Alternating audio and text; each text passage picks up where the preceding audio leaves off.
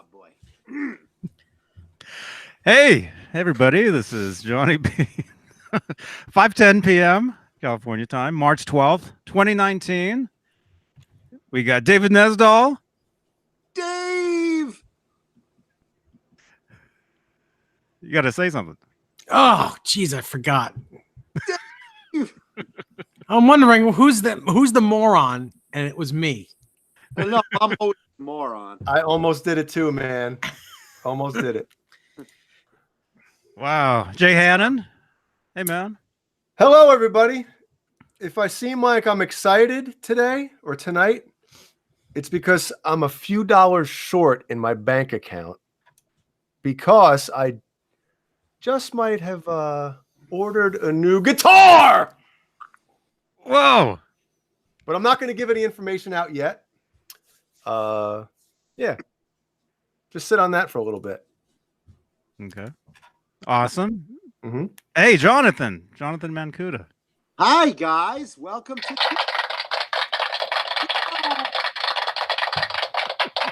Toyland at Mancuda's house. And I might just have a really cool guitar to show everyone tonight. Maybe. Let's see. Wow. Very exciting. Very excited. And so what else? Dave, do you have anything you want to say? I should have a really good unboxing on Friday. Oh, I know. Where's the ooh button? Ooh. Oh, well, I can talk about this. We can talk about this. My microphone and my headphones so that I can don't have to hear Johnny saying, the echo, Nesdahl, the echo. Mm-hmm. Yeah, if there's echo, it's going to be my fault now. Yeah, you can't get blamed for that anymore, Dave. Nope. At least Go. you get heard. No one can even hear me. Well, that's because, no one wants to hear you. Tech Moron Tuesday. But it's really weird because I can hear myself and I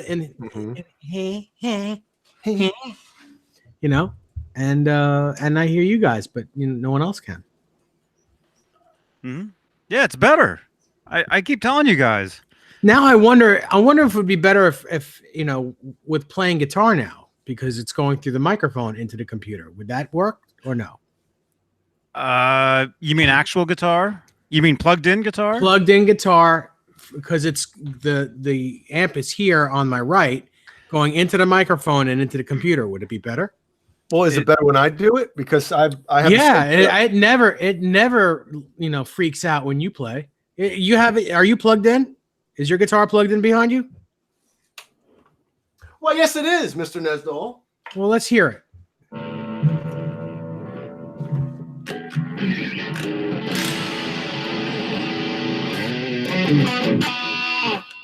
Yeah, it sounds great. No, it sounds great. It's just not in tune.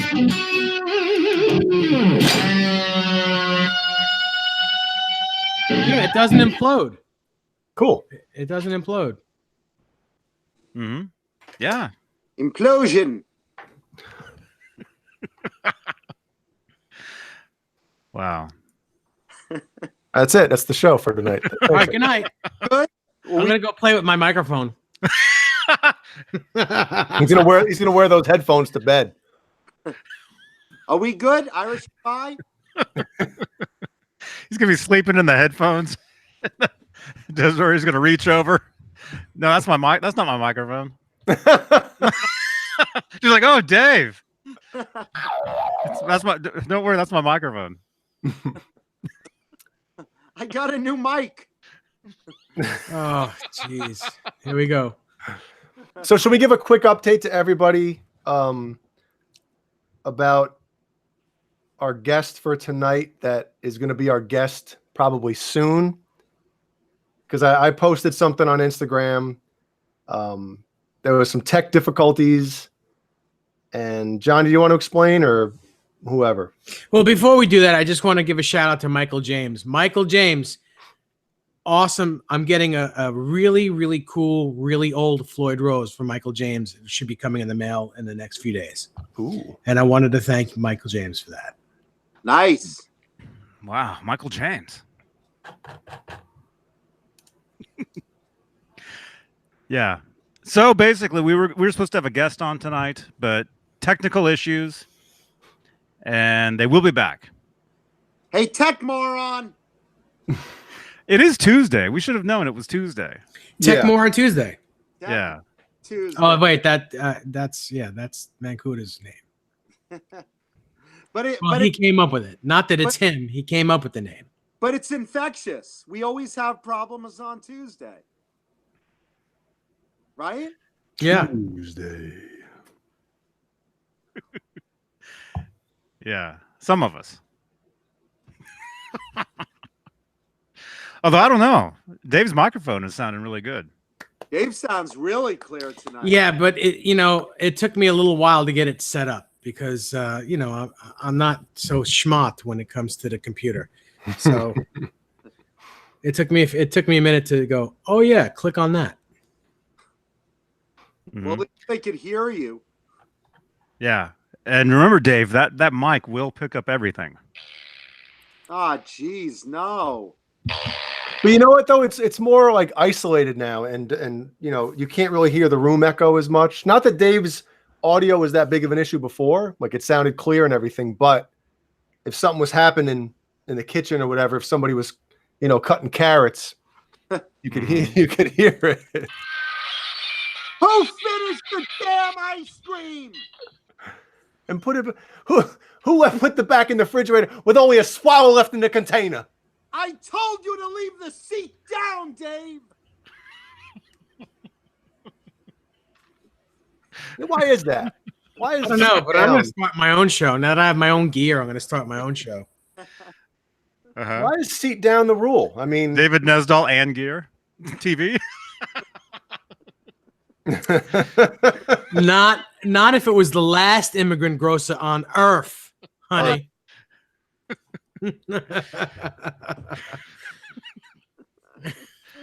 Our lips are so close. Oh my gosh. Oh boy. Very funny. Anybody want to do a roll call? Hmm? No? Yeah. Who wants to do that? Do Go what? ahead, John. Do what? Do what? Do a roll call. Come on. Roll Say hello call. to everyone. Say hello to everyone. All right. Wait, John, before you do it, remember sometimes at the end of Whose Line Is It Anyway? They would have to read the How old people's names on the credits a certain way. Yeah. Do you have However any they cool, tell them to do it. Do it like you're in a circus, like a circus act. Let's see who's on tonight. We have, ladies and gentlemen, get ready for our cast of characters for tonight.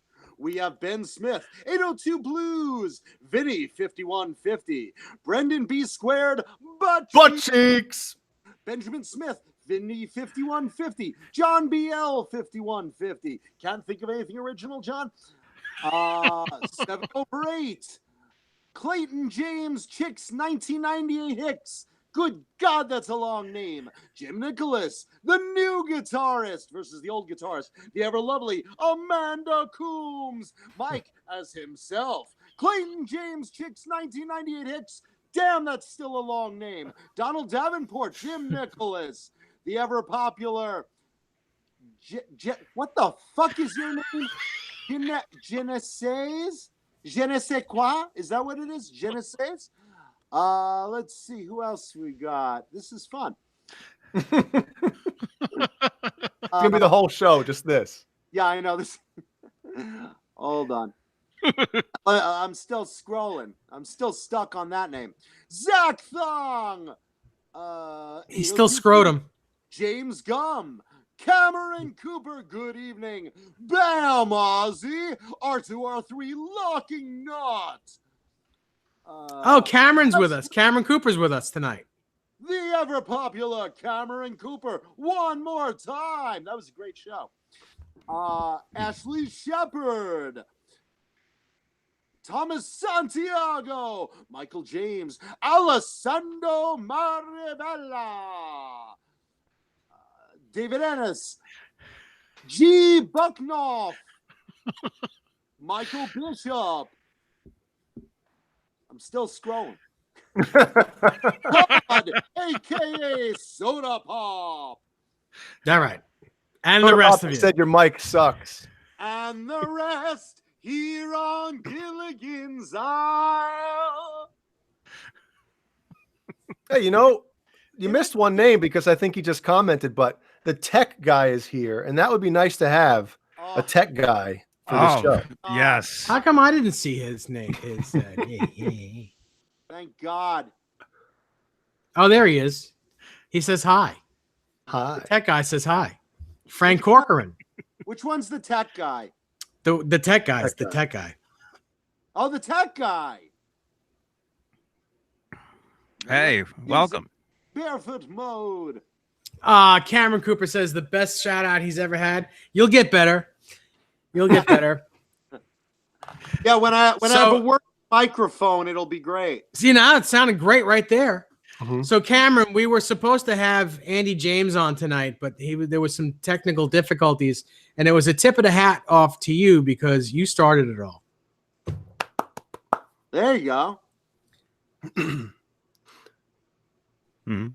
But so he will be back though. Yeah. Andy James will be coming back. And no, I wasn't doing that, but I was just scratching my chins. So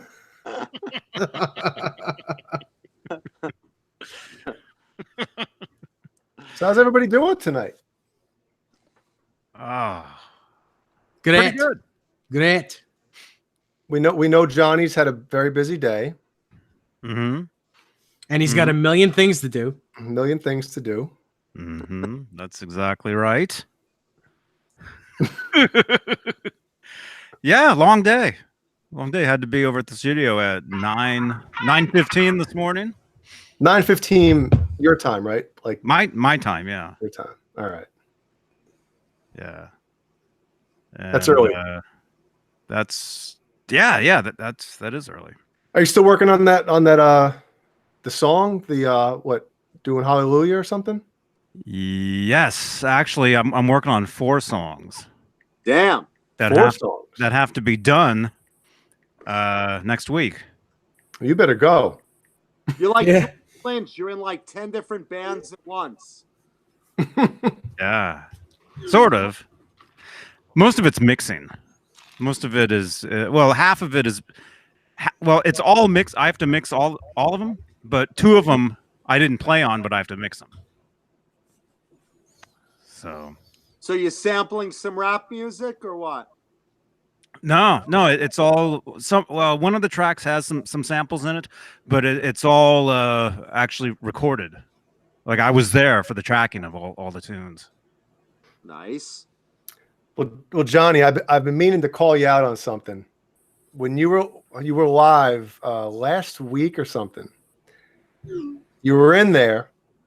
You're in the isolation. Yeah. You know what I'm going to talk about? I know what you're going to say. You're going to talk about why that amp was facing the corner. Well, that too. Oh, that no. too. I forgot. No. You shouldn't have said anything. No.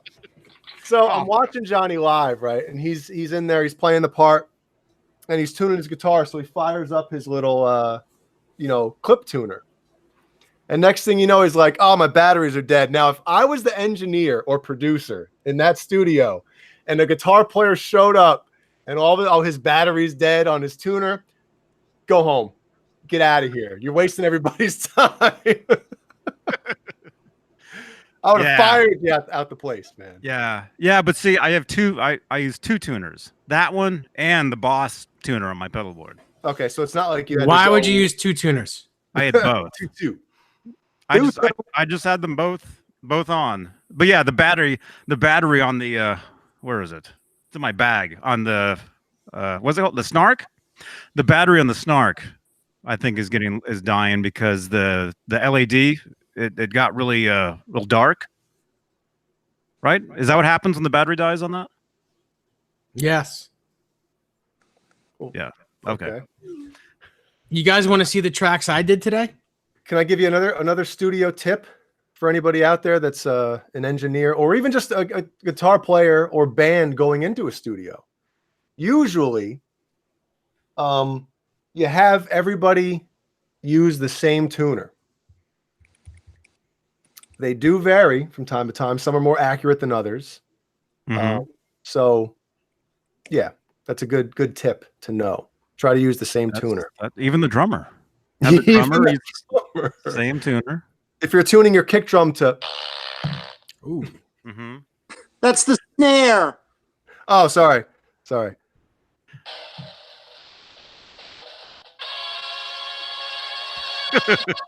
There it Well, you know, drummers sometimes they do tune their drums to the song. That is a thing. We actually tune where the pitch sounds kind of like the key the song is in. Yeah, that can get tricky with some toms though, because I know you want to like they make those automated or drum dials that tune your drums to a certain tension. But sometimes every drum is different. I mean, wood changes. So some drums, you got the same exact, let's just say 10-inch tom, right?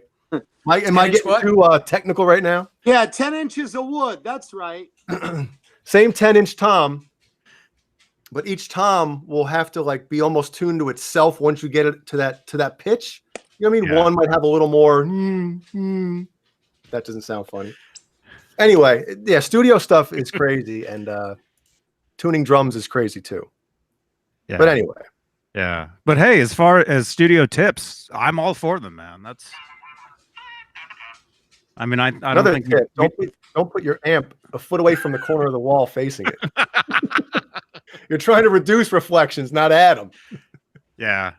Yeah. There was a reason why I had the amp facing that corner though, because the room was just too small and we didn't have the ISO booth, and we just didn't want the thing blasting us because we'd have the monitors facing the same way as the amp, but it sounded fine. I mean, the track ended up being fine, but anyway. It's funny, in the chat they're singing the song Tricky, and I had that in my head when he was saying. So was I. So did I. How many times did I say it? 5 times probably. Yeah. That's a catchy song. It is. It's a good one. Who is it? Run DMC. Okay. Yeah. Yes. Same album that Aerosmith appeared on with Walk This Way. Walk This Way. Hey, Mitch Heyman has a good question. He goes, I play by myself in my bedroom. Any bedroom tips? Yeah, wash the sheets before your date comes over.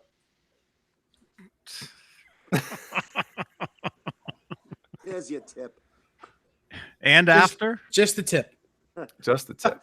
Just the tip. So what? What's the question? What is it? Bedroom tips for guitar players. In metronome? What capacity, though? I mean, I don't know. I don't know. Sit down and play, because if you're not going to be standing up playing, it's easier to sit and play. Yeah, there you go.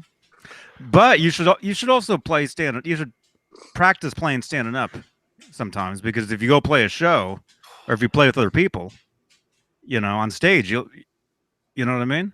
Oh yeah, I know firsthand, because they'll bring in a chair. Well, that's what I was saying. When I played with Larry Mitchell last week, it was a week ago tonight, wasn't it?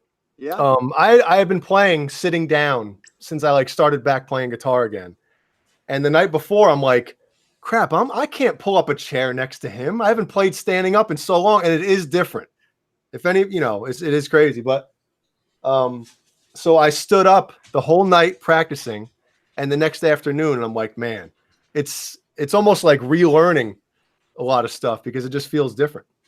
I can't play anything standing up. I'm a sit-down player, and I literally, say to myself, I can never, walk around the room or something, because I won't know what I'm doing. Literally. Wow. How many guitar straps do you have? Strap on, strap off, strap on, strap off. I probably have about 10 guitar straps that I never use. I mean, they're just in a box. Mm-hmm. You know, I always play on my couch. Do any of your guitars come with straps? Tons of them, and they all, you know, go in the case, in the little case compartment. I take them right off. I can't play stand up. I never learned that way. Mm-hmm. Yeah.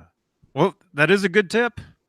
You know, Very good. If you're playing in your bedroom, if you plan on going out and playing with the band or jamming with people or doing an open mic or something, 9 times out of 10, you're probably going to have to stand up and play. Yeah. So get a strap on. Absolute Mayhem wants to know, what's tonight's mystery guitar? If I told you, it wouldn't be a mystery, would it? I'll show you later. You're gonna have to wait. Yeah. We don't even know. Yeah. No, we don't even. I usually keep it from you guys too. Yes, you do. Yep. I get 3 more ooh and ahs. Ooh. Ah. Yes, Clayton James Hicks, 1998 Hicks. Today is Telecaster Tuesday. Yeah. Welcome, man. Yeah.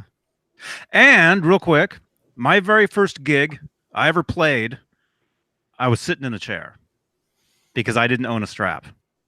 I remember that. But I'd only been playing the guitar for a week. How did you play it? Well, was it like a talent show or something like that? It was just playing in front of my class at school. Okay. But it was on stage though. It was on stage. What grade? What grade? Yeah. 12th. Let me see. That was what grade was that? Well, it was 6. Show and tell was Sixth. 6th grade. It was 6th grade. It was between recess and juice break. It was between recess and nap. So 2 questions, Johnny. Everybody fell asleep while I was playing, so that counted as nap. I have 2 questions then. Number 1, what song or piece did you try to play? Because if you're playing guitar for a week, you're not playing anything, right? Okay. And 2, what guitar did you play? Okay. Chat. Type in the chat what song you think I played or was trying to play. Well, then it's got to be a VH song if you're asking. I don't know. Let's see. We got 83 people watching. Type in the chat what song you think was I played as I was sitting in a chair. And then what guitar? Yes. It was a Series 10 Strat. A Series 10 Strat. Yeah, it was called a Series 10 by like Bentley or something. See, that's a car. That's a nice car, but it's. I think it was Bentley or Beatley or Do you still somebody. have it? Nah. No, I traded it for my my Squire Bullet that I still have. But somebody has to know. Somebody has to know what that guitar is. A Series 10. Dave, do you know what that guitar is? No. That's a first. I know. I don't really know what much of anything is right now. I'm just paying attention to what I'm getting on Friday, which I'll show you guys. I'll show you guys all a little video of. It'll give it away. Yeah, I think you should. I think you should wait, man. Who cares? They're gonna want to see it live anyway. That thing's hot. That thing's really hot. Mm-hmm. Yeah, you know what? I'm gonna do that. Okay, well, everybody's commenting on what they think Johnny played. Is anybody coming close, Johnny? No. Give a little hint. Give something to maybe guide people in the right direction. Okay. Here's a hint. Let me think. Some of you guys would think it was a Van Halen song. Mm-hmm. It wasn't a Van Halen song, but Van Halen did cover a part of the song at one time. A part of the song. Mm-hmm. They play, yeah. They ended a song with the riff to this song. Oh, somebody's gonna know that. That sounds familiar too. Mm-hmm. Everyone does that with something. Mm-hmm.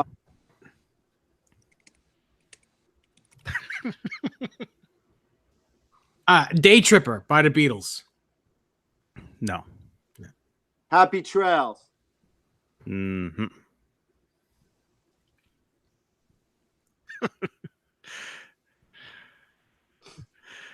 Hey, Jimmy. Jimmy Carr. Hey, Dave, say Jimmy Carr with your new microphone. Jimmy Carr. That was like erotic. Jimmy Carr! Man, I'm starting to sweat. Jimmy Carr.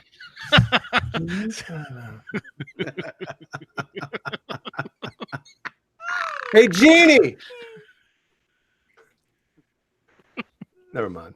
I was gonna have her yell up, "Oh, Jimmy Carr!" But Top Jimmy and the Rhythm Pigs. top Jimmy Carr. Mm-hmm. It was not Eruption.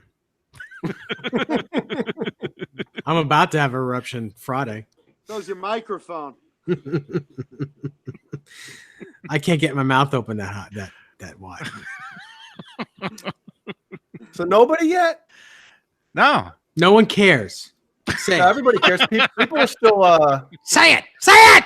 Somebody's gonna get it. Somebody's gonna get it. But remember, it's not a Van Halen song, but Van Halen did end a song with the riff to this song live. When? Should I say that? Or What that- era? That'll What give it era? away. It won't. What era? Yeah. David Lee Roth era. Good era. Which could have been then, which could be now. Oh. Ah. So Ken Stowe, it's definitely not One Way to Rock.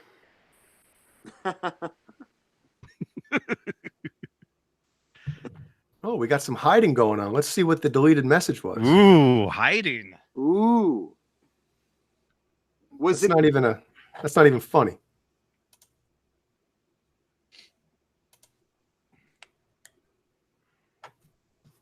how do I see the deleted message? You can't. Actually, can you? Yeah, you can. French, so I should be able to do anything. Out of all the people in here, Caleb should be able to get this. No, it's not a song they covered on a record. They would end a show or song live with the riff. They ended a song with the riff to this. Yeah, they ended a song. Well, what's the song that they ended? What What? was their song with? What was their song? Well, if I'll give it away. Or you guys can't guess. Okay. All right, Yeah, we won't guess. We won't I guess. mean, say. Okay. What am I saying? Okay. Anyway, when Van Halen played Cradle Rock, Eddie would end the song with a riff to another song. That was the song that I played. Well, it wasn't 2012 or 2007. Are you sure? Yeah, because they didn't end that song All with right. another song. Jim They Nicholas. ended- Jim Nicholas, you got it. Oh yeah, you're right. They did. They did. Oh, that's it. It wasn't the actual ending. It was towards the end of the song, but it wasn't the. It was the end. It was the very end of the song. It was you're the very end of the song. Eddie would go into dun dun dun, and he would play the riff, and then they would end. I think that was 2007 actually, or 2000. Yeah, 2007. 7 or 8, yeah. Yeah. I'm still trying to figure out how to play that one. Hey, you can try it on your guitar that you're going to show us. I sure can. Yeah. So I'm gonna show you guys what's coming on Friday. Wait, what was the song? I missed it. I was typing. Don't Smoke stand on the up. water. Yeah, and I'm really? surprised nobody got either. Because how many people was that your first song? That was mine. Yeah, That's and one it of- wasn't. It wasn't the MULLY version though, although it should have been. Yeah, Molly. Man, I just still remember how, like, when I learned that, I was like, oh my God, I could play. And that was it. Like, after that, that was that moment of like, oh man, I want to play guitar really bad now. But anyway, go ahead. Dave's showing something. Dave. Yeah. Nice. Look at that. Oh my You know what that says to me? That says this. Ah! It's so amazing looking. Oh my God. Really came out nice, bro. Yeah, that looks too legit. Was it too legit to Quit. quit or something? What was it? Yeah. Oh, yeah. Everybody, so a couple of people were commenting what their first riffs were, or first riff was. Everybody in the chat, comment what your first riff was. Yeah. What was the first thing you learned how to play on the guitar? Or any instrument? Yeah, that slide flute. Hey, what were those little plastic whistle things? Remember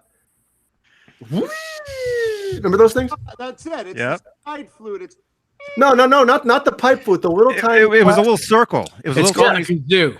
It's a Oh, kazoo. no. Not a kazoo. No, it wasn't, because it was a little tiny circle, and that's what you hear in Running with the Devil. Yes. You hear one of those. Yep. Wasn't it like a tuner thing? Like you'd match it to like a note or something? Like a singer would go, me, me. You. Poo poo poo poo. Wasn't that? Was No, More? no, it wasn't. No. You mean one of these? It wasn't Me, like me, that? me. Oh my God. Everybody. Tune your guitar to that. Rubber baby buggy bumpers. By the way, do you guys like the North Star that's on my nose? That was a pitchy pipe. That was my pitchy pipe. Is that what note you're singing, John?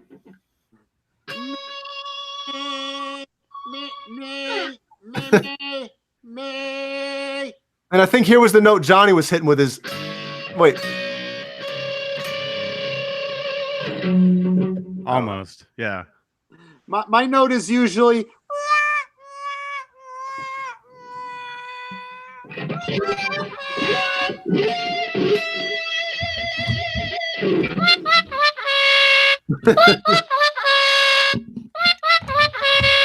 because diarrhea. Oh no. So we got let's see some songs here. Caleb's was the entire Eruption song, left-handed. Yes. Speaking of Caleb, he's going to have something nice to show us really soon, too. Mm-hmm. I'm not going to give it away, but it's going to be smoking. Yeah, he sent me a picture of it. Was it last night or the night before? Yeah, last night. My eyes were like slits of paper. And I was like, Caleb. "Oh, it's great. I'm going to sleep." Caleb, if you only knew what I was in the middle of doing when you texted me, and I still no. texted back. Oh no. Yeah, it's because his mouth was full. I gotta make money. RG the Mad One, Ventura Highway. Oh, Caleb's was Sunshine of Your Love. G Butchnoff was never mind. Oh, I guess his was the same as us. Metal X Music says my first song was by Skid Row. Hell yeah. All about it. Yep. Cameron Cooper says his first song was Hell Ain't a Bad Place to Be. Which Skid Row song?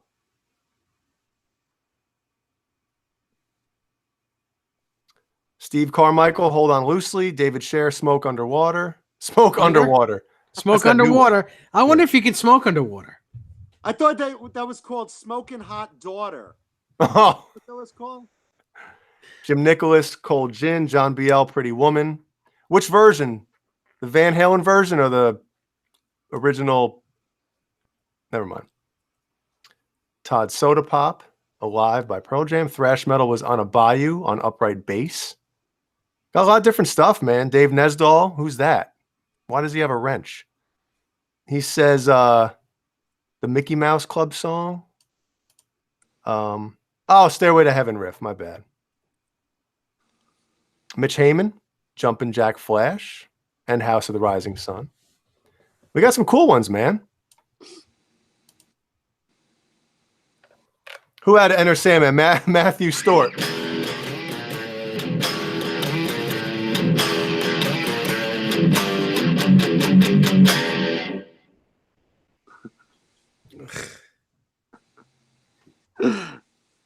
Bozy, did you bring your pencil? Give him something to write on. Man.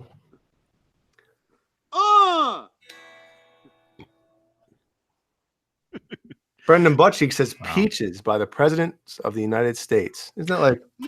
Oh. Peaches? You remember that one? That sounds like a stripper. Remember Peaches? Peaches for free?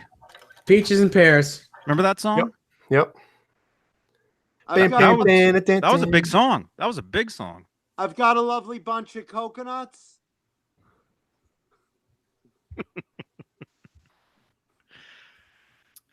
Oh, man. And Soda Pop is right. Kirk stole that riff. Yeah, Metallica got sued for the Enter Sandman riff and lost. And that was a Kirk Hammett riff, too. Oops.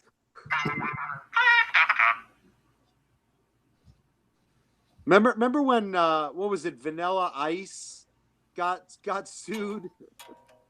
Yep. Dude. Yeah, he lost too, didn't he?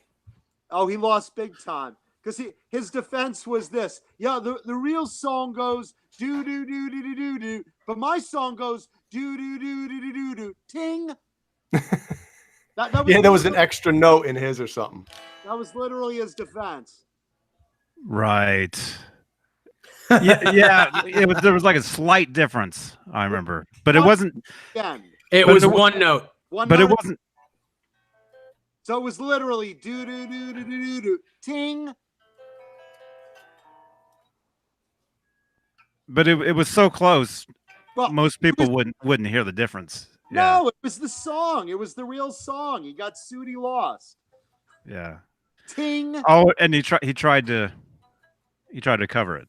Yeah, that was his defense. Was that extra one note, and he lost like $50 million or something stupid. What?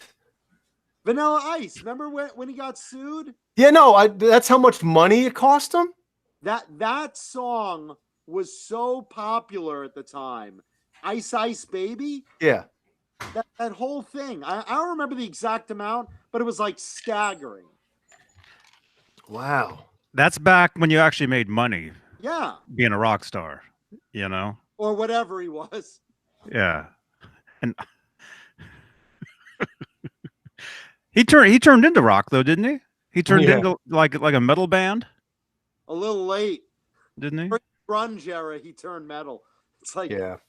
And then he had his own like house, like home renovation show or something where he like flip houses and stuff like that, didn't he? He was very smart, actually. He bought houses. He invested. He was like in that era, like one of the few guys that still had money because he like invested it.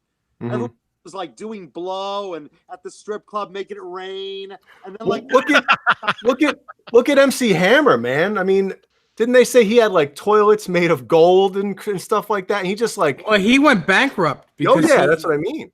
Yeah, and then found him living in a stall because he had no money. I mean, it's terrible when you think of like how popular he was for a very short time, and it's just. And I mean, toilets made of gold. Wouldn't your ass get really cold sitting on it? I like that rhyme. That sounds like that's a lyric. It depends on the carrot. Yeah, I remember he ended up Hammer. He ended up doing commercials for something out here. because he's from here. He lives in Oakland, but I remember he ended up doing like commercials for a lawyer. Wasn't it or Pepsi? Well, that's when he was happening. Yeah, it was Pepsi. Yeah. It was all that. But I'm talking later. Talking later on, he was doing like local commercials here for like. Are you talking Vanilla Ice or MC Hammer? MC Hammer. Okay. Mm-hmm.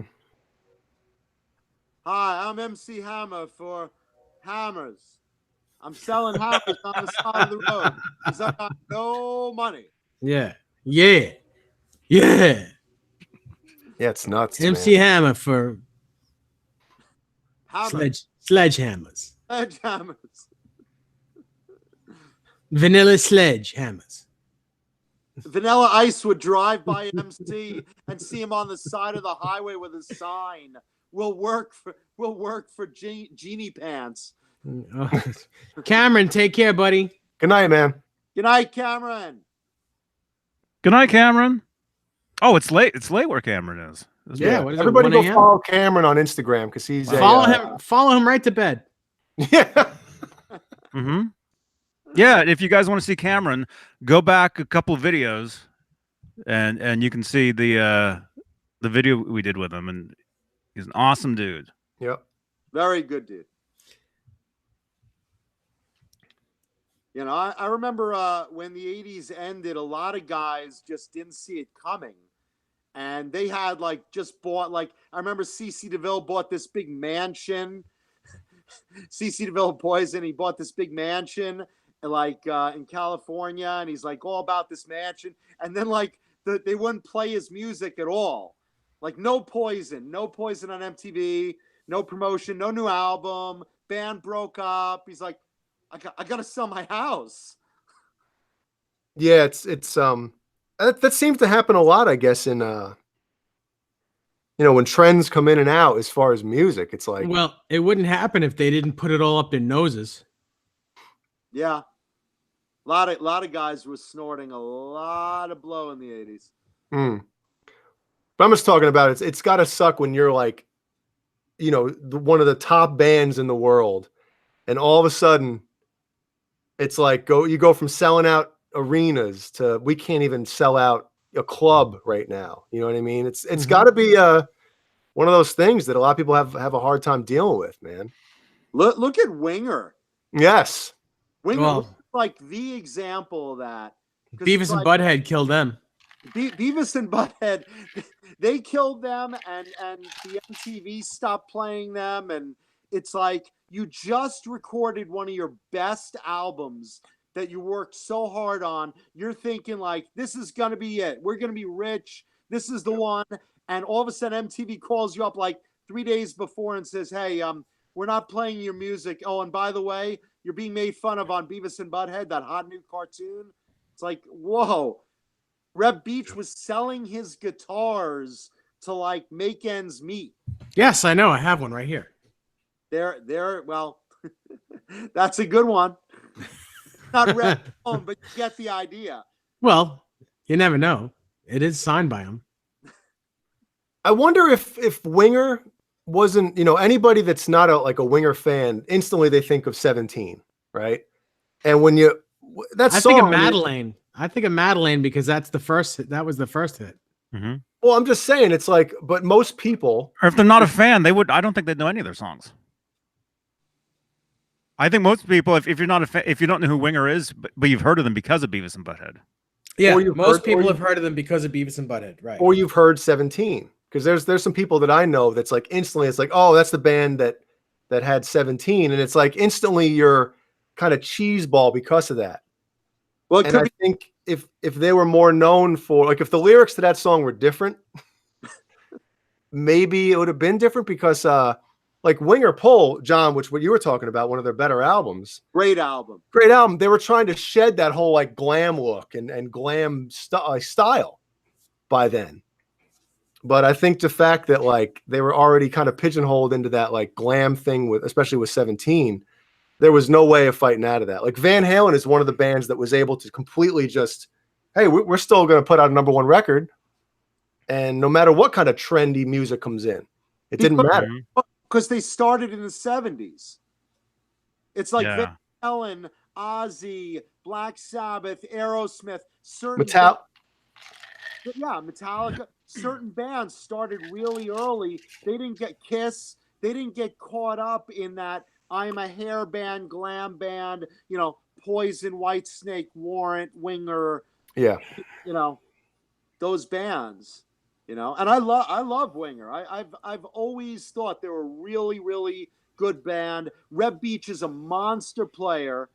And, that was a really, really good album. Just nobody heard it. Mm-hmm. And the Winger argument is valid because all of them are phenomenal musicians. Yeah. Mm-hmm.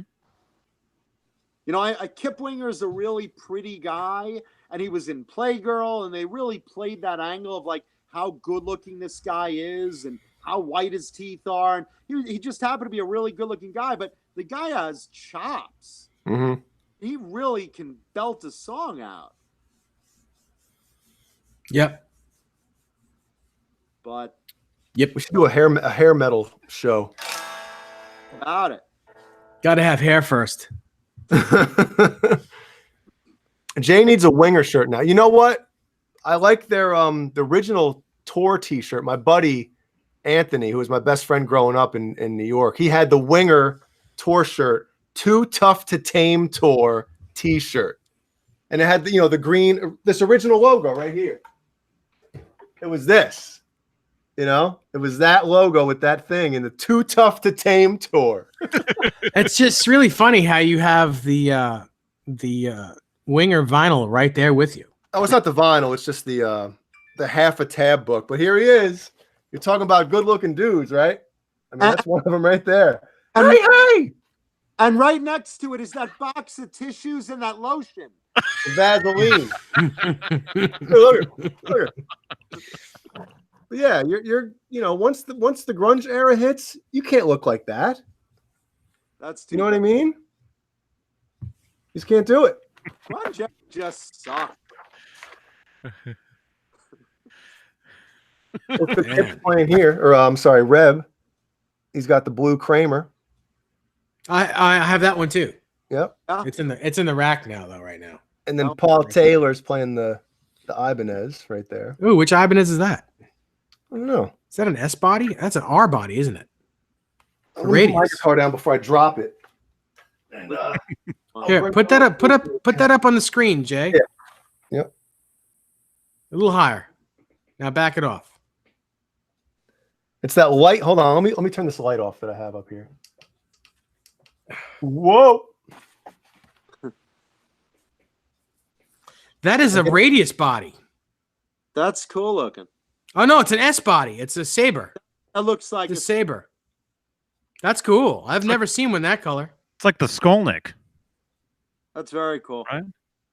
Well, the Skolnick had the long bottom horn. Yeah, no, it's a different guitar. But yeah, that is a great, very cool guitar. In fact, I think that guitar is 24 3/4 scale length. It's Gibson scale length. A lot of people don't realize Kip Winger was the bass player for Alice Cooper. Mm-hmm. Did you guys know that? No. Yeah. Yeah. Oh, yeah. He was the bass player for Alice Cooper.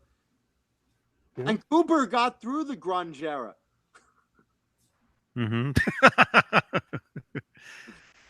What's that on his whammy bar? You guys see the picture? What? What's on his? I can't see. Hold on. It's like a grip. It's a butterfly. It's like. Look at what's going on with his whammy. I think it's tape. I think it's blue tape. Yeah.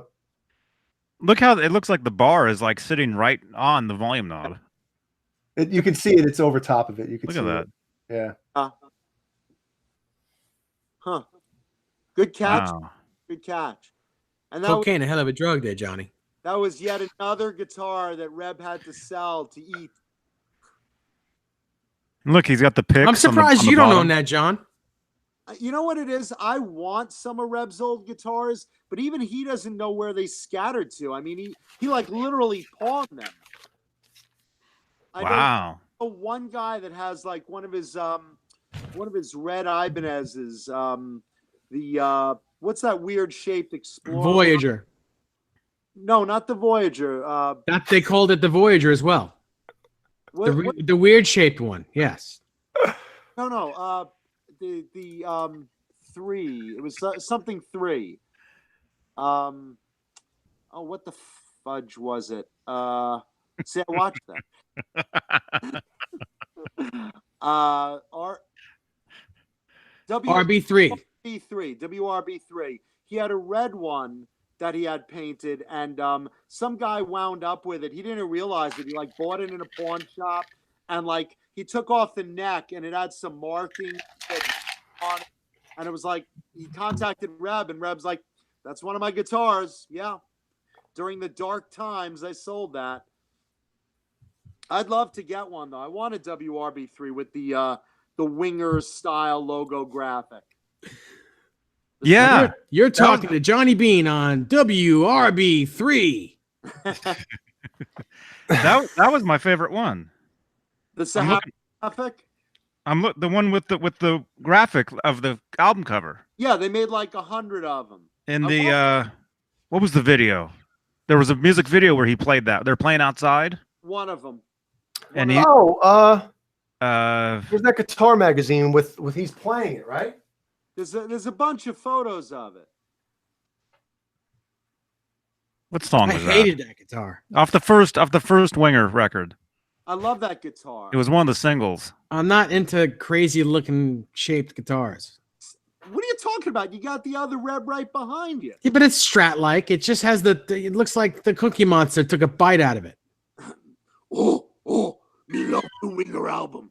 Yeah. Oh, but it's a cool looking guitar. Well, this one is, yes. She only 17.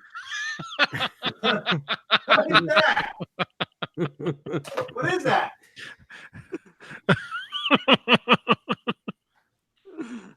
Man, I have it. Johnny, find the picture. It's the cover of I know I have photos. No, well, you're Guitar Jay, Player, March 1987. Jay, you're thinking of this one. You're thinking of this one, Jay.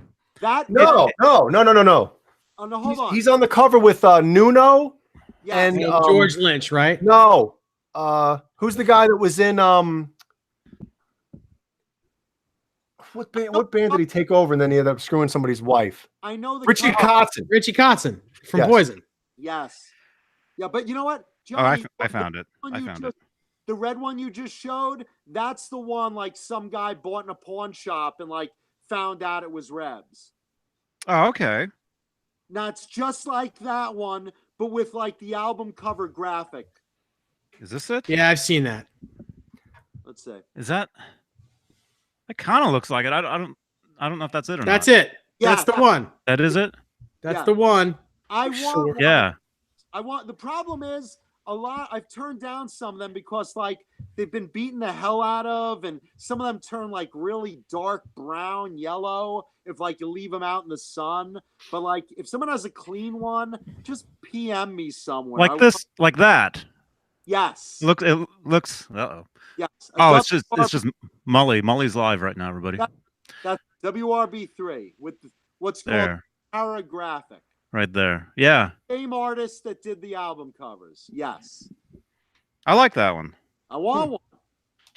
Oh yeah, you can't see it on the Guitar World. No, you only see the top half of it, or not even the top half of it. Yeah, he's holding it at an angle where you can't. Wait. But I think I can't inside see anything. Yeah, I know. Jesus. I always like this was the first Guitar World magazine that I bought before I even played guitar. What's I was he? like, man, that's awesome. I always loved Richie Kotzen's guitar. The thing's awesome. But I gotta find this because I think that There's a better cover. There's a better cover. Yeah, there is another cover with just Reb on the front, and he's got that guitar as well. okay. Yeah. May 1990 was this one. Yeah, Todd. Yes, I do remember. Ken Roberts. Or was it Kane? I think it was Kane Roberts. The built guy, Yeah, saying he looks like Rambo. and he's he had like saying. machine gun guitars. How did I present you? That's weird. Yeah, why would you he use was. that amp? Yeah, he was playing a guitar, and it looked like a machine GUN. Right. Yeah. What? A machine? What?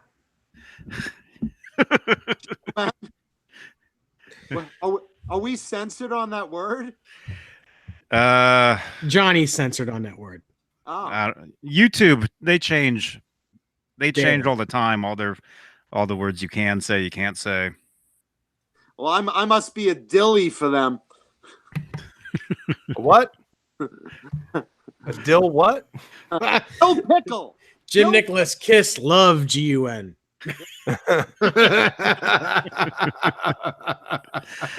Did you guys see that video I posted to Facebook? I think it was yesterday. It was Daylight- Wonder Woman. What was her name? The 70s Wonder Woman? Oh, Linda Carter. It was Linda Carter singing a Kiss song. Did you guys see that video? No. With dancers behind her dressed up as Kiss? Mm-hmm. It was from 1980. What was it, like a variety show or something? Yeah. One of those 80s, 70s, late 70s Yeah. variety shows? That's what it looked like. And apparently the suit that she's wearing, Gene Simmons ended up wearing the same suit or something that looked like it like years later, Mm-hmm. where he was dressed up as Wonder Woman? I guess as her. Dressed up, yeah. Well, he's got Wow. the boobs. Hey, Joe Hervey 84 asks if we like digital amps, and my answer is technically no, I don't. But a little digital amp to practice with, when you're sitting by your when you're sitting by your computer and you need to learn a song, it's fine then. But I would never use one live. I would say, this is Johnny speaking.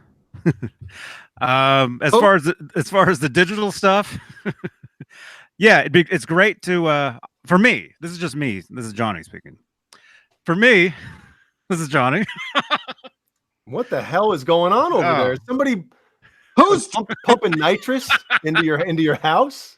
If you're listening to this, if you can't see the screen, this is Johnny. Johnny Walker Red speaking? Ladies and gentlemen, Johnny Beane. Thank you.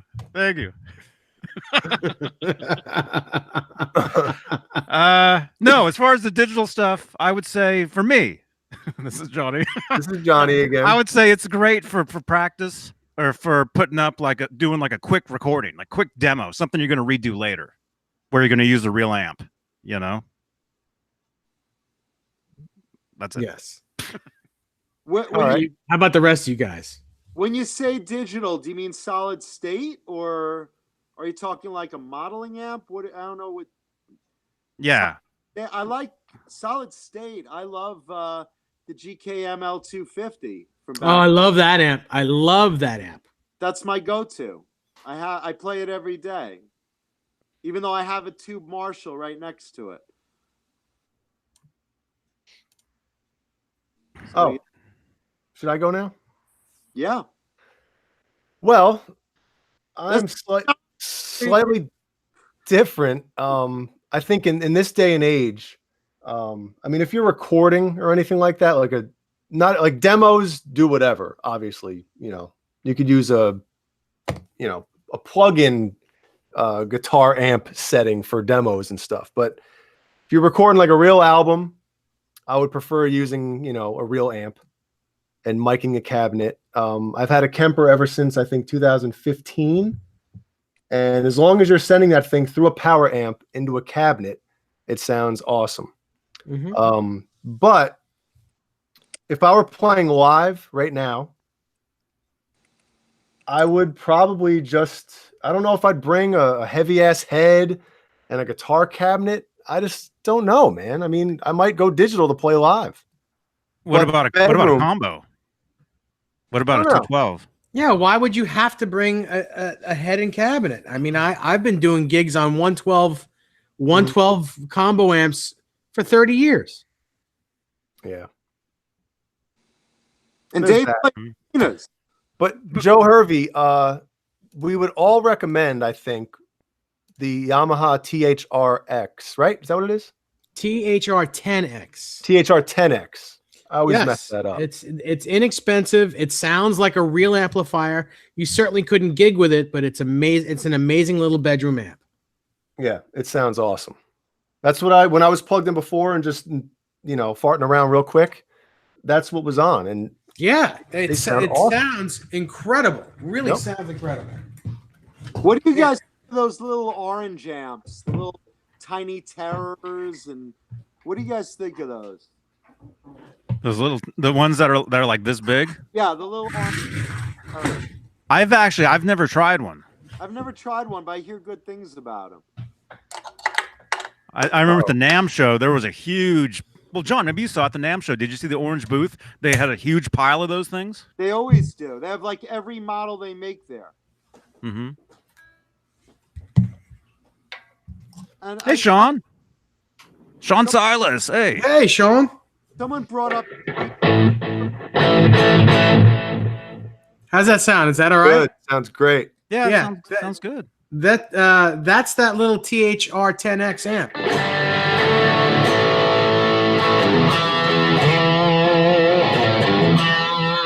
So you'll have to excuse me. I still have a messed up thumb. It's very hard to hold a pick. Ew. He asks, what about for metal? This, yeah. Yes. Or if you want to get real crazy.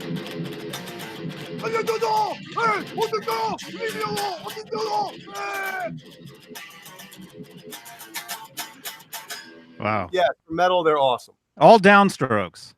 Mostly. Yeah. Hey, Sean, that's the Yamaha THR10X amp.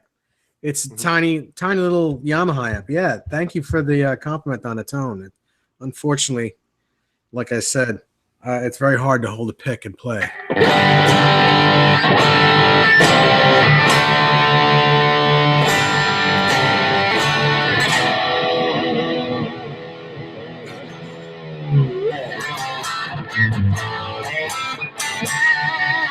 It's very hard to play. But it sounds awesome. Does sound good. And that coming to you from the Frankenstein. Janice says Jay does the best metal voice. Yeah, but I can't talk for 2 hours after I do it. Know what? You didn't like my metal voice? John scared Han Solo says John scared his cat. We're going to eat you. Chinese food is made of cat. Oh, come on now. No wonder the cat got scared. And this thing can handle the low stuff too, because this is 7-string, right? Yeah, it's amazing. Those little speakers in that amp, just they're killer. Absolutely killer. I have got nothing bad to say about this amplifier at all. It's probably the single best purchase I've made in a long time. I'm with you. Mm-hmm. Cool. Well, hey, Jay, if you were to play a gig tomorrow with the 7-string Ibanez, mm-hmm. and you couldn't take a huge amp, what amp would you use? Oh man, well, I don't have many options. I mean, I have that big bad boy back there. Big bag boy, big I guess I would bring the Kemper and just have it plugged direct. I mean, that's the thing. It's like I haven't played live in that type of setting in so long, where it's one of those things where you have to know and learn your tone live, because bedroom playing is different than live playing. I think we all know that. Yeah. Something, this guitar tone is amazing. Yeah, it sounds great in your bedroom, but once you have a drummer, another guitar player, a bass player, and a singer, you might get lost in the shuffle, and you know. Unless you turn your mids all the way up. All the way up. And how would that amp sound, at a club, like super loud? It's not super loud. It's not a very loud amp. But let's say it was mic'd up through a PA. Well, Cam said he did that. Who? Cameron. Oh, really? Yeah, he did that? He said 2 microphones right in front, and it sounded awesome. I got to give a shout out to Frost Swirls in the chat. He is the gentleman that made my beautiful Ibanez guitar that we just saw a video of. Awesome. Wow. Yes. So Jay, you should probably talk to him because I know you want a swirl done. So hang on 1 second. That's amazing. Let's take a quick look while he's here. And let's all give. I gotta take Howie out. Here, I'll present. Let's all give Frost Swirls a round of applause for this beautiful guitar that I'm getting.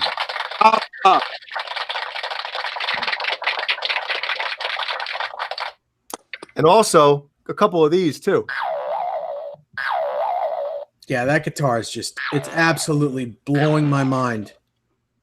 Well, on Friday it's gonna be blowing something else. You gotta pay for that, Dave. You see that handle? You see that handle on the top of that body? Guess what's going in there?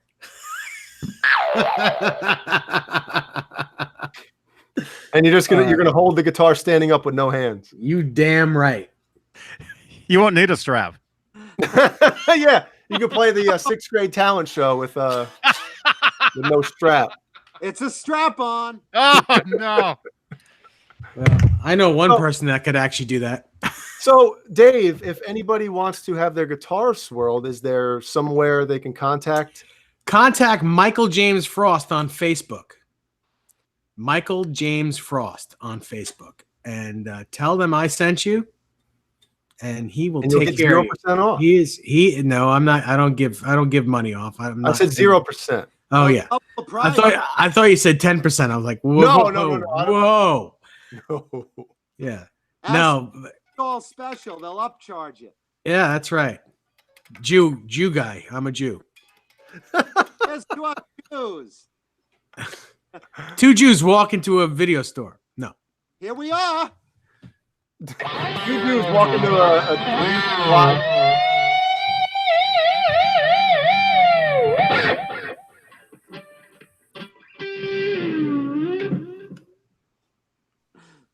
So while Johnny's walking Howie, should I break out the guitar?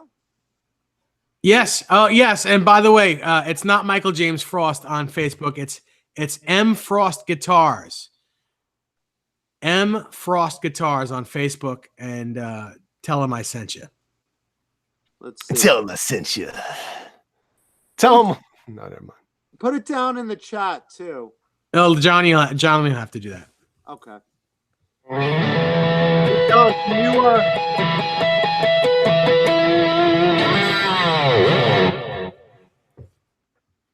can you wait a minute to show it? I got to You got empty to something out. pinch a loaf? What? No. Oh. Yeah. You know, when that happens, my stomach does this.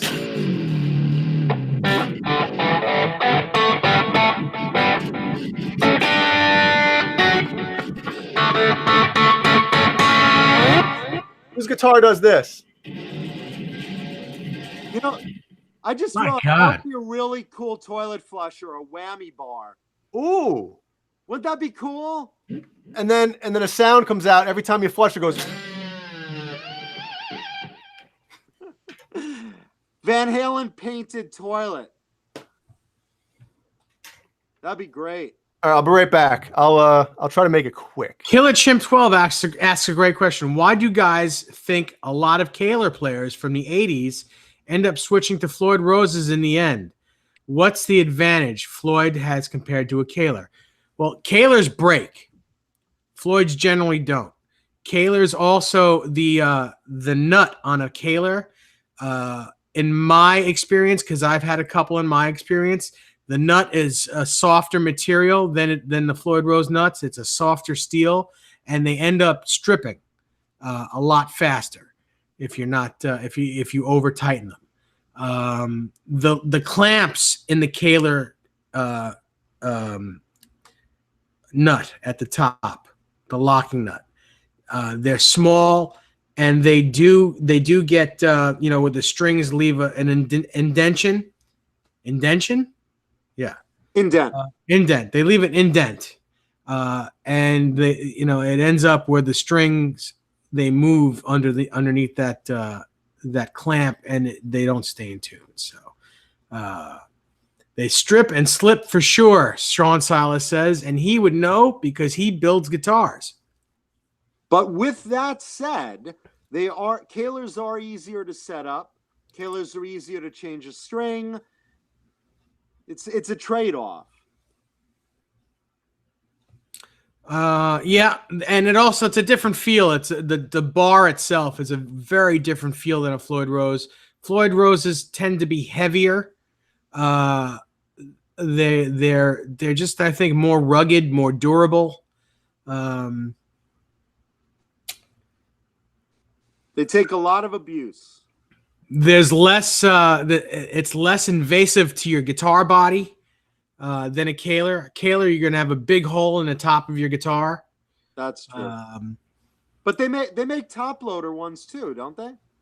Well, they're all top loaders. But I mean, like, don't they make Kahler a model without you having to like make that cavity? I don't know. I don't know. I thought they did. That I don't know. Plus, you'd never put a Kahler on something with stripes on it. That's true. Unless it was tiger stripes. Maybe. Whole different world. Let's see. Anyone else? Fun questions from the chat. Thrash Metal says, but I dig my Kahler too. It has a small Allen head for quick release spring tension adjustments, for drop tunings, the top without opening anything up. Yeah, there is that. You know, I'm just gonna go say that. You know, I'm just giving my opinion.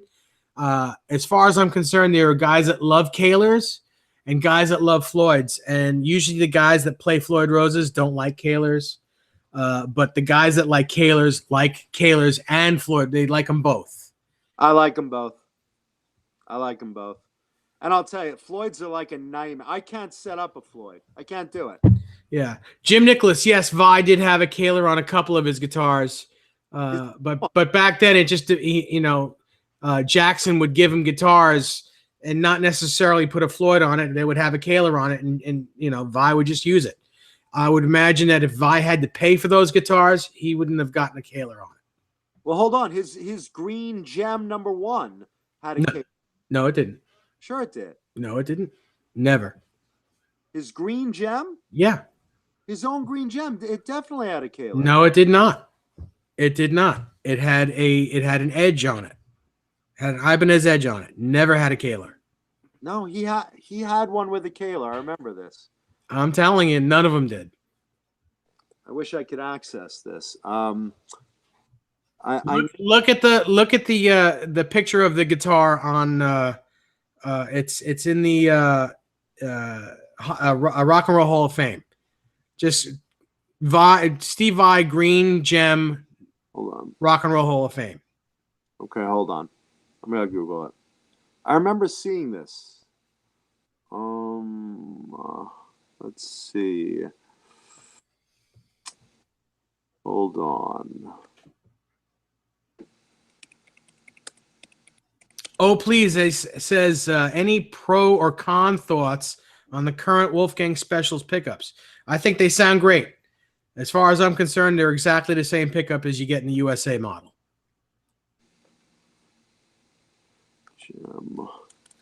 ADF Audio asks, what's a Kahler? A Kahler is a tremolo system that was popular in the 80s.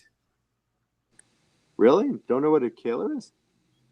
He may not be a guitar player. It's ADF Audio is his name. Okay, fair enough. Let's see. Oh, please also says it had the original Ibanez edge on it.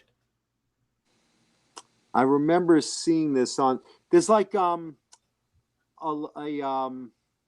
is it? It's a registry for those guitars, for those green Jems. I remember seeing Steve's had a Kahler on it. The only thing I could think of is it had an original Floyd Rose on it. No, this was a Kahler, and this is why it was so unusual. I gotta find this damn image. Killer Chimp asks what our thoughts are on the Rockman headphone amps. I had a few of those. They break very easy. They sound pretty cool, but they really break easily. I love those. The input, the input, you know, where you put your cable, that whole thing breaks so easily. Mm-hmm. Damn it, damn it. Do you want to? Should we show one? I have one. You do? Yeah, show it. Hang on. Goodbye. See you later. Soda Pop says, did Dave and John hijack the show? Nope. We killed everybody. Good God.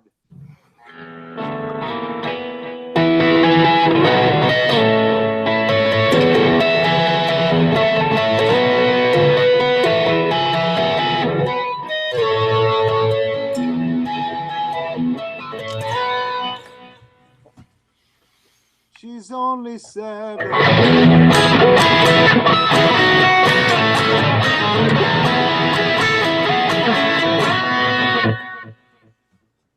Huh? Hey, Ellie. She wouldn't let me up here without bringing her up. So I said, you can come upstairs for 2 minutes and then I got to bring you back down. Okay. Hi, Ellie. Ellie, hi. Matthew Stewart wants to know what the story is with Shaler Floyd's. It's just another company that makes a Floyd Rose licensed tremolo they're very high quality. They're very, very good tremolos. Yeah, I've used them. I sit in Daddy's lap. I'm sitting in Daddy's lap. Who's Oh. that? It's okay. I thought she said she's sitting in Daddy's crap. I thought she was shitting in Daddy's lap. You know, she knows that word. If she hears it, she's going to say it. Well, I'm happy to contribute to the child's education. Yo, you don't understand. When she goes to school, we're going to get so many phone calls of like, you know, the music that I listen to, she's like singing the lyrics. And I'm like, oh my goodness. Johnny. There's Johnny. There he is. Hi, Ellie. Hi, Johnny. Hi, Ellie. Quack. Zach Thong wants to know if any of you guys know of or heard of Novo guitars. I've never heard of them. Never heard of that either. So That's quack. familiar. She sees your clock, Dave, on your wall. Yes, the clock. So Ellie, That's the clock. Like Flavor John. See, that's John. Say hi, John. Hi. John's going to show a new guitar. No, I brought Sean's- stuff out today. This is Oh, Sean Silas says your daughter's beautiful, Jay. thank you very much, Sean. There we go. You got mommy's looks. And Sean, your son is cute too. So I was going to say Halface. gorgeous, but that's not. Halface says Kahler on the Loch Ness Green Gem. Right? Which one? Number one? That's all. No, it's all he said is Kahler on Loch Ness Green Gem. I've never seen it. I'm Never telling- seen one. I've seen the number one guitar, and it's got an edge on it. Then maybe it's 777. Maybe it's the last one. I know one of them has a Kahler on it that Steve had, and I would swear it was a green one. I mean, I'm crazy, but I'm not crazy. I'm trying Killer to- Chimp wants you to show the Rockman, Johnny. Me? No. Also, somebody just said if we've heard of Hamer guitars, and there's one right there. Never heard of him. Okay, actually, I found 3 of these headphone amps. Wow. Which one do you want to see first? The Rockman? This is the Rockman Guitar Ace Love those. right there by somebody. Tom Schultz. The guy from Boston, maybe? Tom from Boston? Wait, now that's not the original Rockman, right? It didn't say Guitar Ace on it, did it? Well, didn't our friend Joe Wentz do a review on One of the new ones. one of the new ones? Okay. One of they reissued it, yeah. Well, anyway, What was here's the difference between the original with no autograph and that one. Somebody wake up Joe Wentz.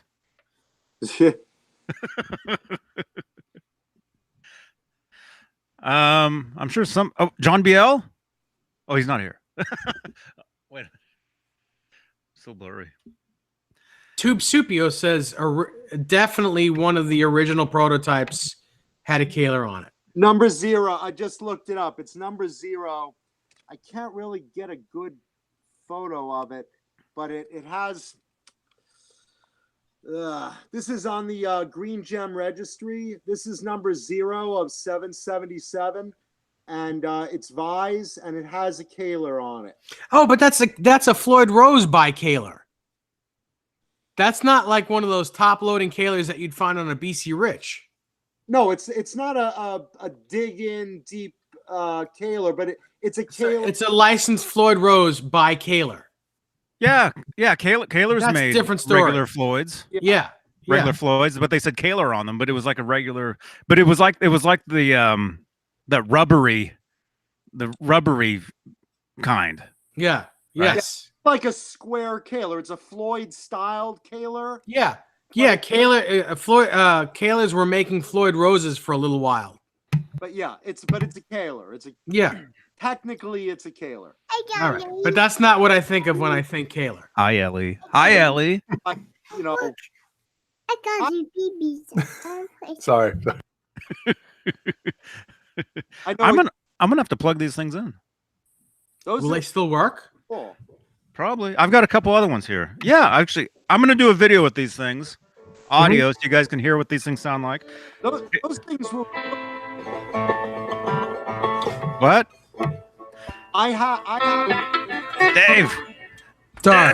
Dave. Sorry. Remember that your mic's louder now, so you play guitar and I got that before I bought an amp back in the 80s. I had a Rockman. I still have it somewhere. So the original one?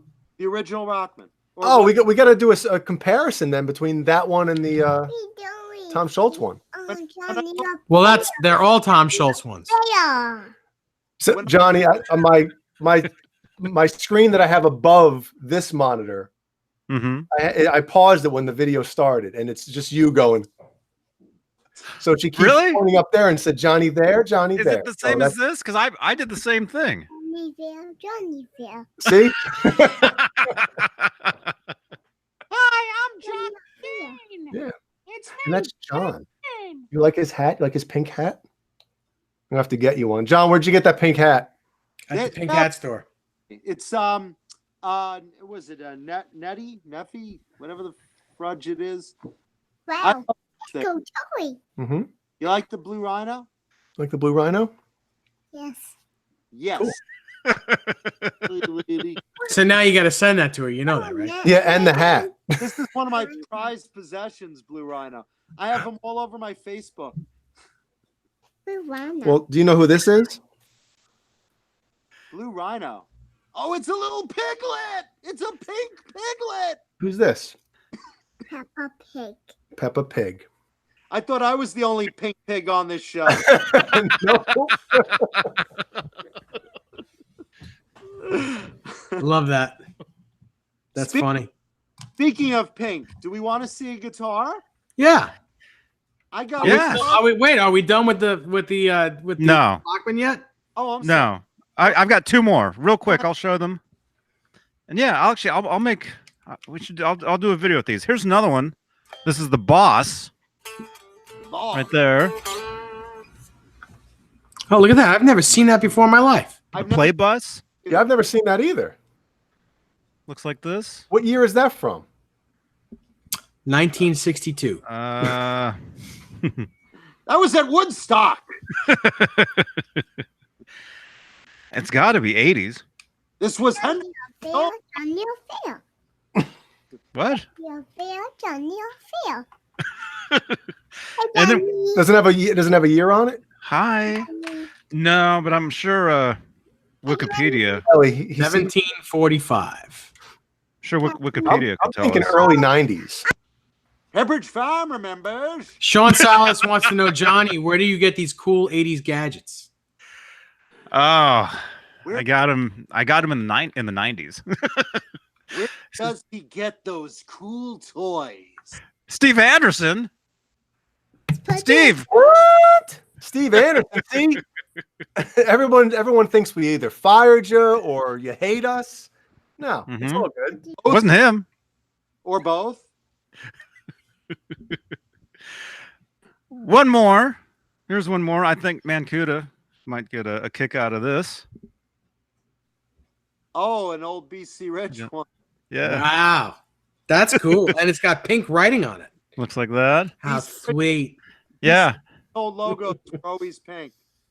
How Mhm. sweet. How sweet it is. Mm-hmm. You and your pink box. But you know what? Aren't they all pink?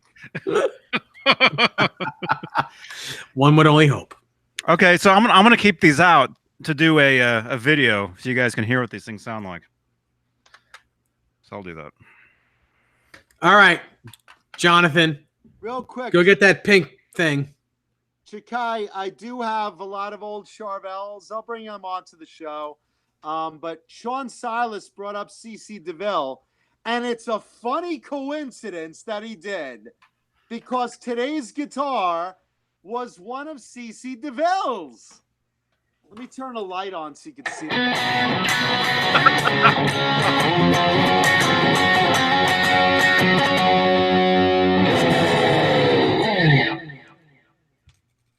All right, kids. Johnny got a spotlight? Wait. There we go. All right.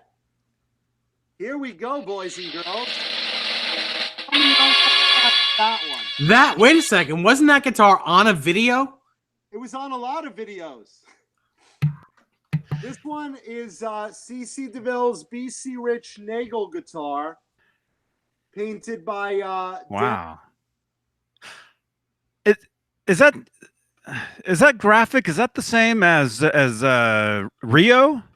Okay, the artist Patrick Nagel did the artwork for these type of girls with pale white skin and blazing red makeup, black hair, and all sorts of freaky colors. Patrick Nagel did art like that in the 80s, including the Rio album from Duran Duran. Dan Lawrence started, and Glenn Matasiel, who were painting guitars at Jackson at the time, started painting Nagel girls on early Jacksons. And then this one was the first one painted over at BC Rich. They did, Glenn Matasiel painted CC's Jackson with this girl and this BC Rich with this girl. And this was at the NAMM show in '88. This is one of the first gunslingers made with a graphic. And it was on the wall at NAMM. And hold on a second. I have a photo. Oh, did they make calendars out of those girls too?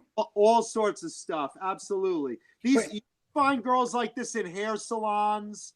Am I crazy, or does that headstock say BCC Rich? You're not crazy. It was custom done for. Oh wow! Look at that. That's cool.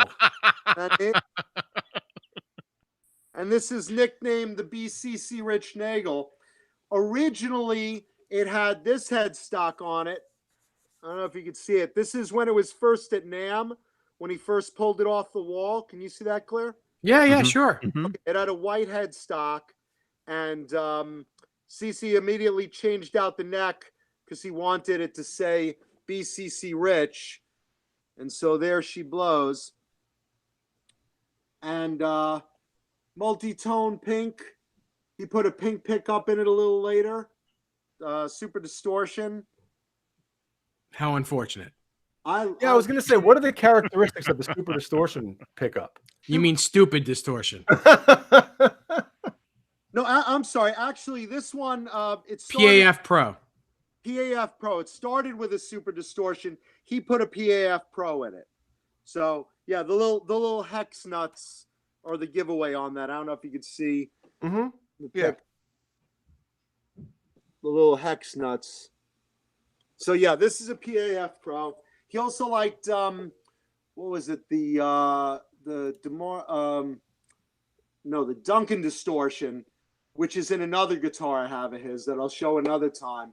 But this one got the PAF Pro. He did a lot of shows with this. He did a lot of videos with this. You could see it in a lot of Poison videos. You can see it in. I think he plays it in a solo for every rose. Every rose has a thorn. I think he's playing the guitar solo on that guitar. And he Nothing But a Good Time, when they come back in with the solo, he's doing that in there. So I mean, it's all over the place. Typical gunslinger back, but definitely a really, really, really recognizable guitar from the 80s. I mean, yeah, that's probably, I gotta say, that's probably the second coolest guitar that I've seen of yours so far. Thank you. That is awesome, man. First being the yellow gem that I played 20 years ago. Well, stick around. I got a couple other little surprises we'll see in coming time, but this one's really identifiable with him. You know, this is like, if you say CC Deville, what's his like biggest signature guitar, it'll probably be this one. And, you know, again, like Van Halen with the Stripes, once he started playing this in videos, everyone started contacting BC Rich and saying, oh my God, I want a Nagel graphic like CC Deville's.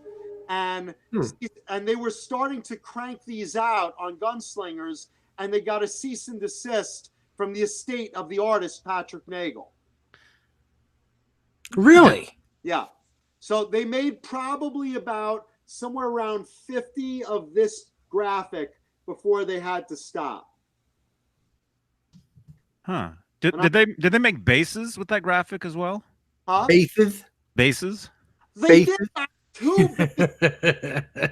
I've only seen Nagel basses Because later. I saw a bass one time.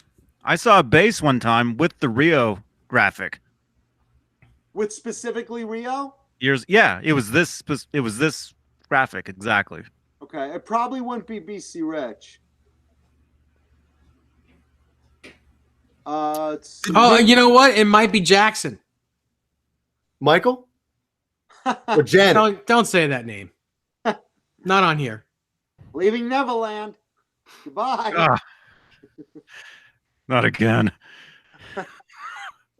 James Gum says, John Mancuda, I hope you get the yellow gem set up to play. Are you keeping the Vi played strings on it? Yeah. It's set up. It's set up, ready to play. Even with the old strings on it. That guitar still rips. It plays the way all my guitars play. Dave was playing it. Yeah. Oh yeah. So now you can never change the strings. I mean, Dave played on it. No, you have to change them. I've got no acid in my fingers. None. I have strings that I've had on a guitar for a year, and they still feel like brand new. You said acid. Yeah, not ass. Acid. It's US, not US. So John, Wow. did I miss? Did you kind of explain how you got a hold of that guitar, or did I miss that? Dave. Sorry, I'm sorry.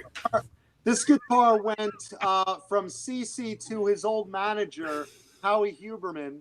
Howie sold it to a friend of his who basically knew I wanted it and came around and offered it at let's just say a very, very, very stupid amount of money. And I wasn't, I really wanted it, but Mine's flat. yeah, I really wanted it, but I didn't want to deal with the person who owned it. So it wound up going to a buddy of mine. And I said, he said, hey, do you mind if I buy this? I said, dude, it's free country, man. I'm not going after it because of who owns it. And the bottom line is he didn't bond with it. He never had a gunslinger. He thought he'd try it. He's a high roller. And he said, you know what? Do you want to buy it from me? And I said, yeah, I'll buy it from you. And that was it. He basically turned this into 4 old Charvels that I gave. Oh my God. Yeah, no, I mean, celebrity guitars aren't cheap. Especially Yeah. really recognizable ones. But I wanted this forever. And I have a few of CC's guitars. And I really like it. I really like his playing and, the whole 9 yards. I know he gets kind of a raw deal because when we first saw him, he looked like a girl. But I don't care. I came from that glam era. So this is my jam. So I'm very, very, very excited to have this thing. Well, that's awesome, man. I got to ask you a question now. Is there a guitar that you really, really want that it's not like, let's just say, you know, how the 5150 is like, there's no way you could ever get that. Sure. But is there a guitar that is possible for you to get that you really, really want? I mean, are you talking a Rockstar guitar or? Yeah, Rockstar guitar.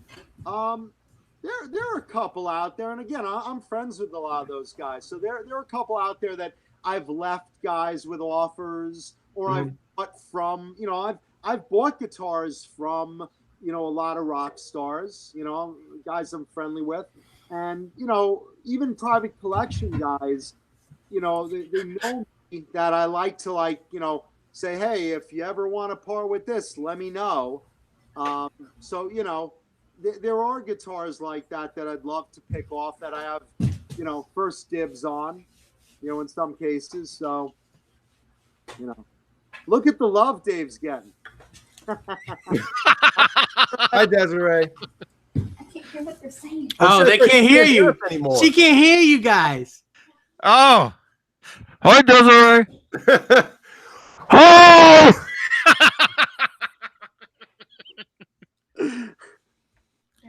Jay, you got to get that microphone out of your mouth.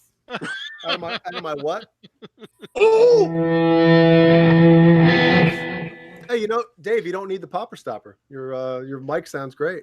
Because I control my P's and my S's. Well, if you were like up on this on it all the time, I would say you got to get it. But P's and S's. I control my P too. I don't get any on the rim. the tech guy says, Although I just ordered a popper. Wait a minute. Whoa. Talking about she's only 17. It's a poppin'. The tech guy says, when Jay said the 5150 guitar, does he mean the Trans-Trem Steinberger? No, I mean the Kramer 5150 that Steve Anderson just commented as well. In my opinion, there's more than, how many guitars would you say have 5150 on it? There's obviously the 5150, the Steinberger, the Music Man, the Les Paul. Right. Yeah, the Les Paul that has the Trans-Trem. There's two Wolfgangs, a Green Wolfgang and a Sunburst Wolfgang. Yep, that's safe. But in my opinion, I think I speak for all of us. And of 1958 Stratocaster.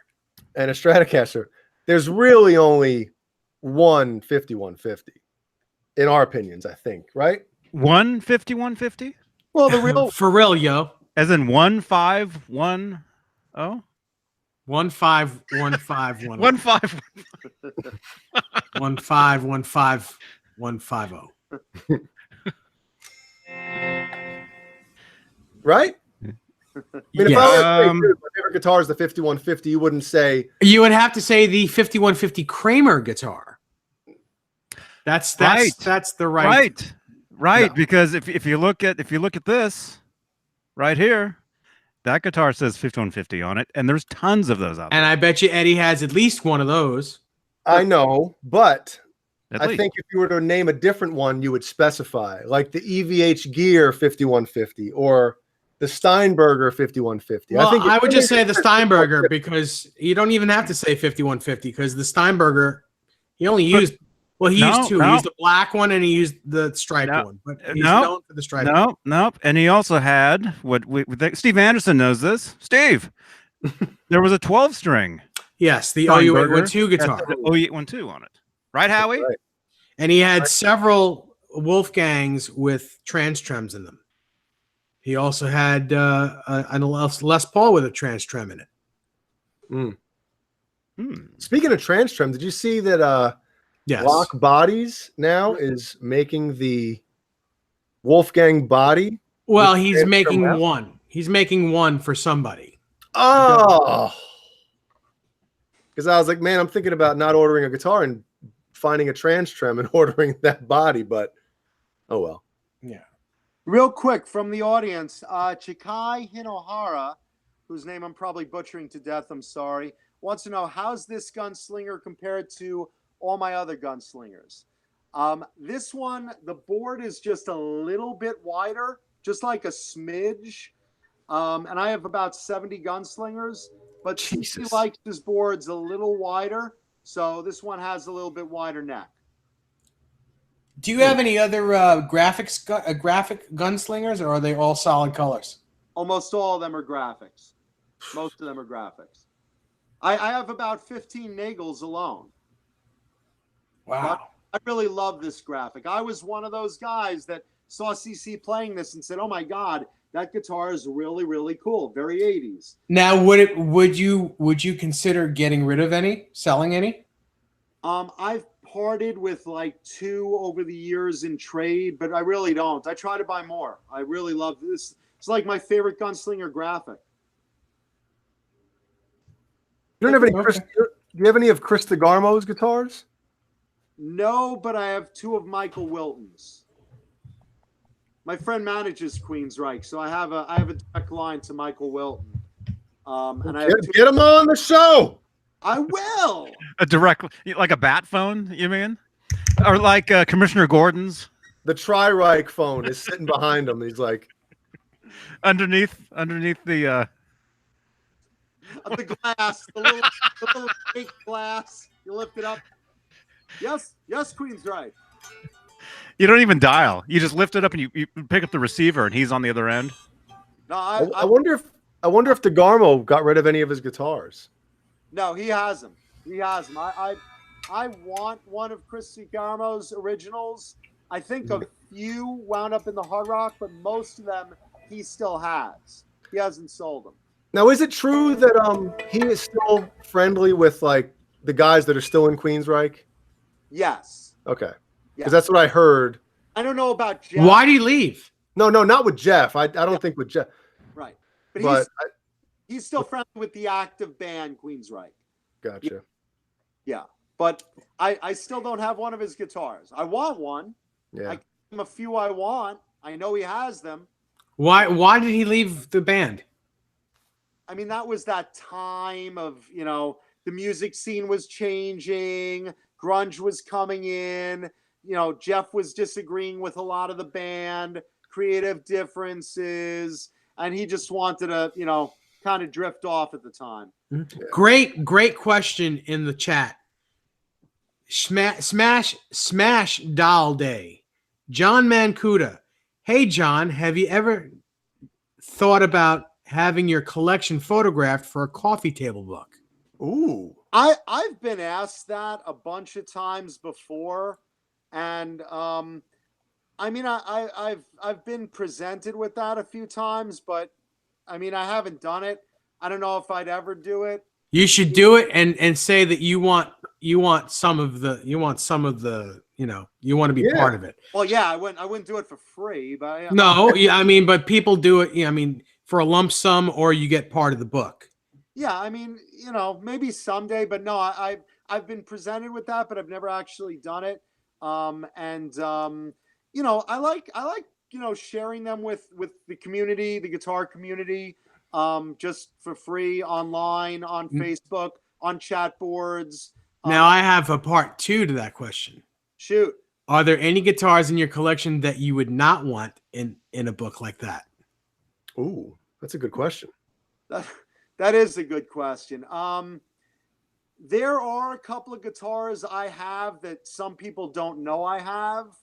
Not like something stolen or anything, but like some that I bought and like a couple of my close friends know I have, but not like the general community. But like for a book like that, I would just open the vault, and like the very few that I haven't revealed around publicly, I would include those too. So, it's just for personal reasons. It's not like, something that I think someone would be like so jealous they would like hate me for, but like just, Well, they're going to hate you for stuff a lot less than that. yeah. Oh, my girlfriend hates me. I mean, I'm hated all over the place for a million reasons. But no, that's a great question. No, but like in a case where like someone was trying to get a guitar and someone did a deal with me instead of them, I have a guitar like that I don't want to rub in someone's face, that I have it, because I don't want to make them feel bad. Yeah, I got you. stuff like that, you know. Yep. Or something that I promised I wouldn't reveal for like a year until after I got it, you know, because someone else had dibs on it or something. I gotcha. But You don't happen to have this guitar, do you? no, Bruce has that, or that guy might have that, I guess. That's me. But yeah, that guitar was made for Bruce Kulick. That was one of his backups, and he never picked it up. So my brother's guitar player at the time went to what's the music store, Dave? 48th Street Custom. Yeah, 43, and saw it, and they were like, "Yeah, this is made for Bruce," but he never picked it up, and he got a good deal on it. So look at my shirt. See that? I know. I was gonna say, look, that's. Does that say Johnny Beane on it? It does. I knew what was coming down the pipeline 30 years later. Rock tour. Yep. Yeah. Was that from the actual tour? That shirt? No, I found that it was like on the rack at JCPenney or something. But my brother went to the one at the Meadowlands. Mm-hmm. So, but I always loved the reverse. I had no idea. Look at the hand. I have no idea what I was doing there. That's before I ever. You're rocking out though. Oh, yeah, right, it looks right. You play just like me. But it's such a cool guitar. And I sent Bruce a picture of it, and he's like, "Yes, I did order that." And I explained the story, and he said, "Yes, it's true." And then he asked where it is now, and I tried to get in contact with his name is Rob, my brother's old guitar player when he was in high school, and he sold it, and I guess it's who knows where it is now. So it's pink. I want it. It's cool, man. I thought if anyone had it, you had it, John. Bruce, I mean, I know Bruce. I'm friends with Bruce. He's a great guy, and I always try to like buy stuff from him. I do have one of his guitars. I'll reveal later on a later show. But Bruce is a great guy. Is it from? Never mind. It's a Kiss. It's a Kiss guitar. Yeah. Is it from a video from the late 80s? It's in a video. Is it a gray? Is it a gray Jackson? A gray Charvel? I'll say it's not one of his stolen guitars, because he had 3 guitars stolen that I'd love to help him get back. I won't reveal which one it is, but I will in a later show. I will at some point, but it's not what you're thinking, because that one was stolen. That's from Heavens on Fire, isn't it? Heavens on Fire video guitar. It's like a purple gray with like dots going down in a trail. Yeah. One of the stolen ones that he wants back. It's not. No, if I had a stolen guitar, I'd return it. I'm very good about that. Speaking of stolen guitars, I have Lee McKinney from a band Born of Osiris was on tour, and he had 5 guitars stolen from his house. Damn, man. Yep. It sucks, man. Imagine coming home from tour, and like they said, they trashed the house. There was puke in the house, 5 guitars stolen, and a bunch of other stuff. Music, like recording equipment. Jesus, it was like that's screwed up. Yep, that's screwed up. What? This is Is this guitar an M2 custom? Is that what that is? It's either an M1 or it was an M something, M dash something, and because people were asking, is that a Horizon? It could be. It was an M something. That's all I remember. M1 or M2. Yeah. They were all great. Those guitars from back in that era, those were all really great ESP guitars. Old ESPs are terrific.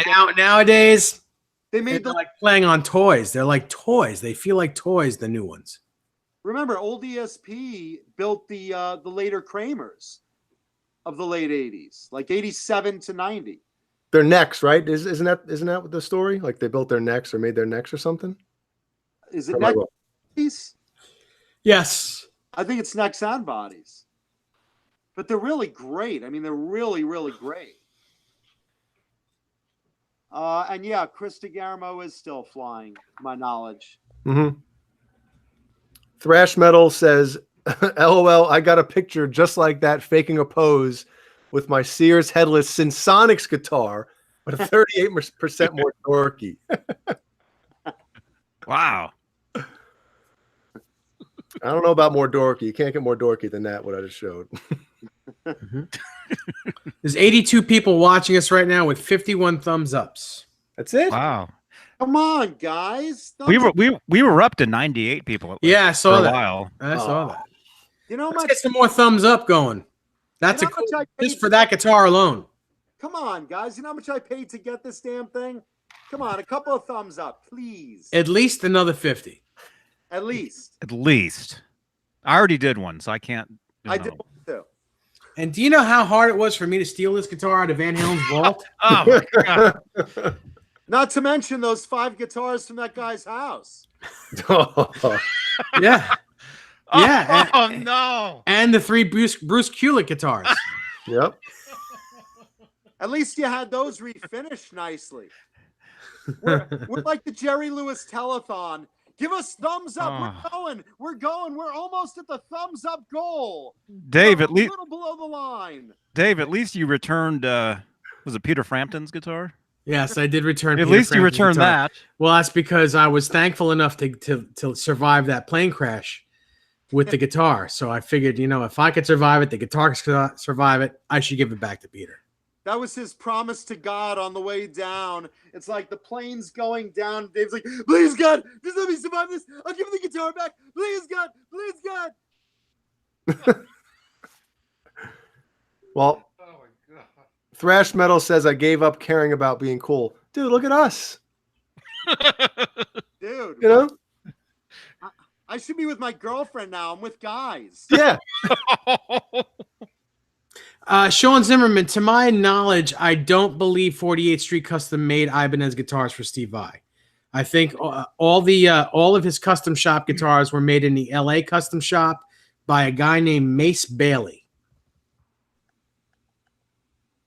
Were they supposed to have, or were they rumored to have made at 48th Street? Oh, he writes 48th Street Custom Guitars built a lot of custom guitars for people. Wasn't Vai's Ibanez a 48th Street custom guitar, or did they at least make Ibanez Custom Shop ESP? And I don't know who else. ESP. 48th Street was an ESP custom shop. You know what? I think you're thinking of Performance Guitars, which was a small and still is a very small guitar shop in LA or near Los Angeles. They made necks and bodies for Steve Vai before he went to Ibanez, and that was the guitar that he presented to Ibanez and other companies to make for him as as an endorsee. Okay. Yeah. Okay. A lot of people think it was the Green Meanie that he sent to them, but no, he gave all the guitar companies a guitar with 24 frets on it. The Green Meanie only has 22.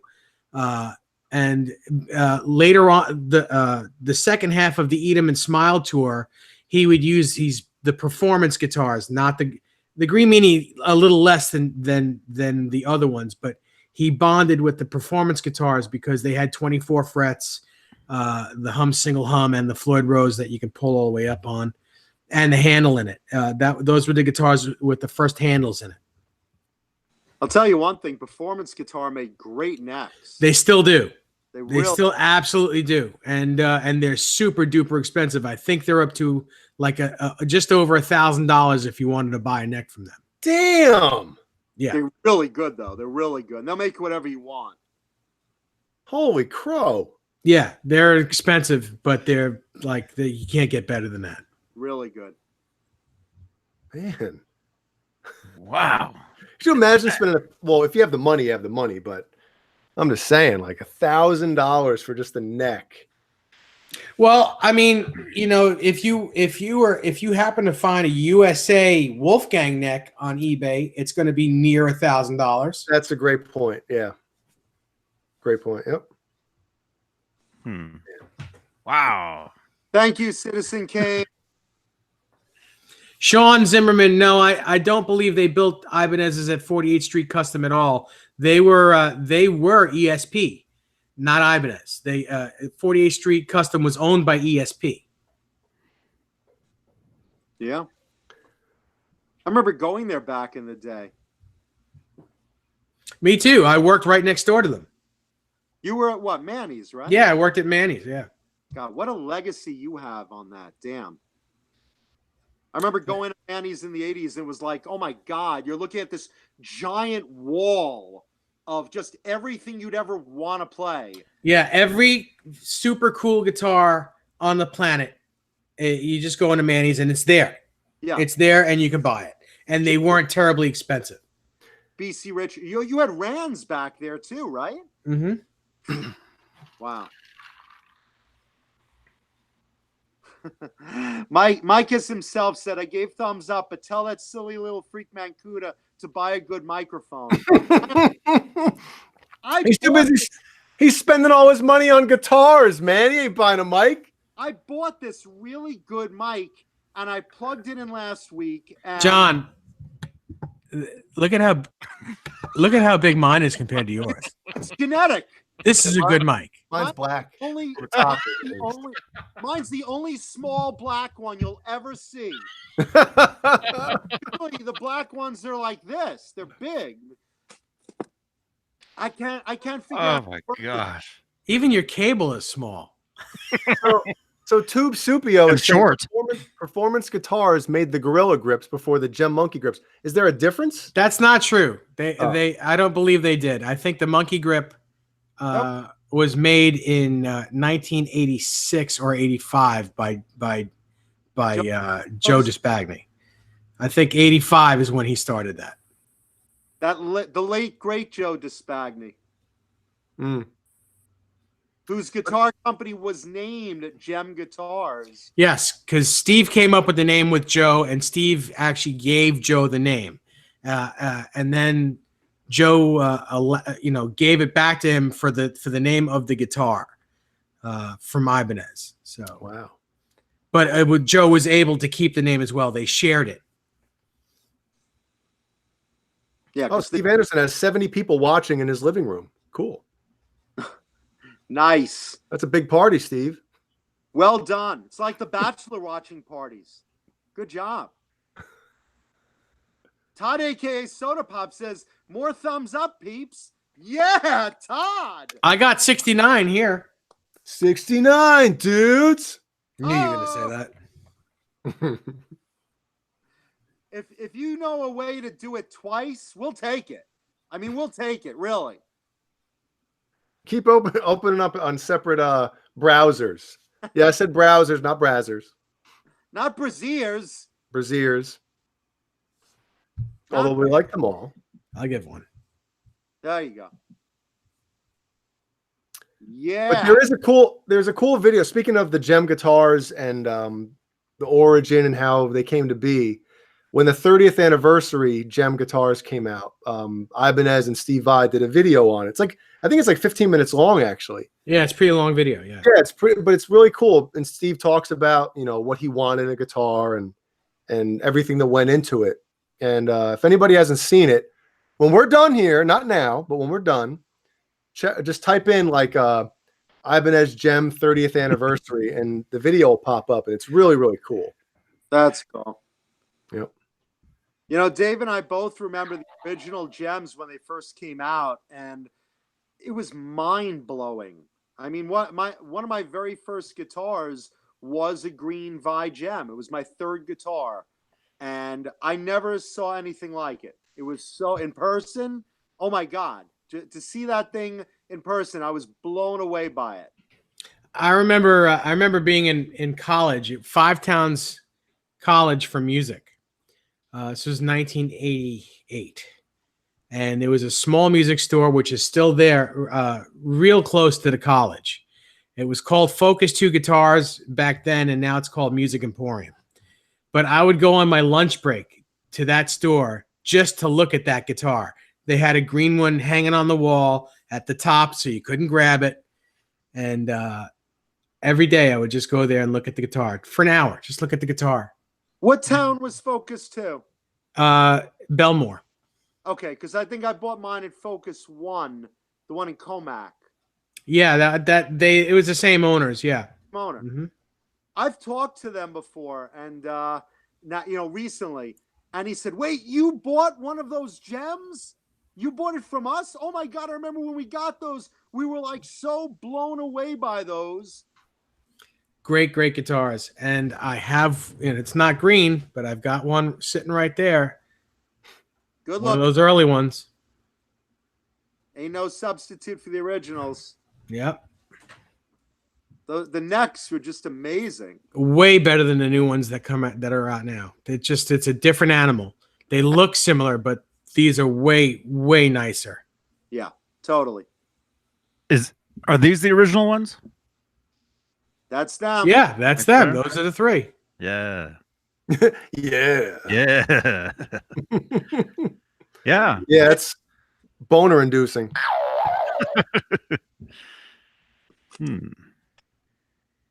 Yeah, I like the yellow one. I think if I was to play one of these, it'd be the yellow. Wait, hold him back up, Johnny, please. All right, I gotta. Can somebody present me, please?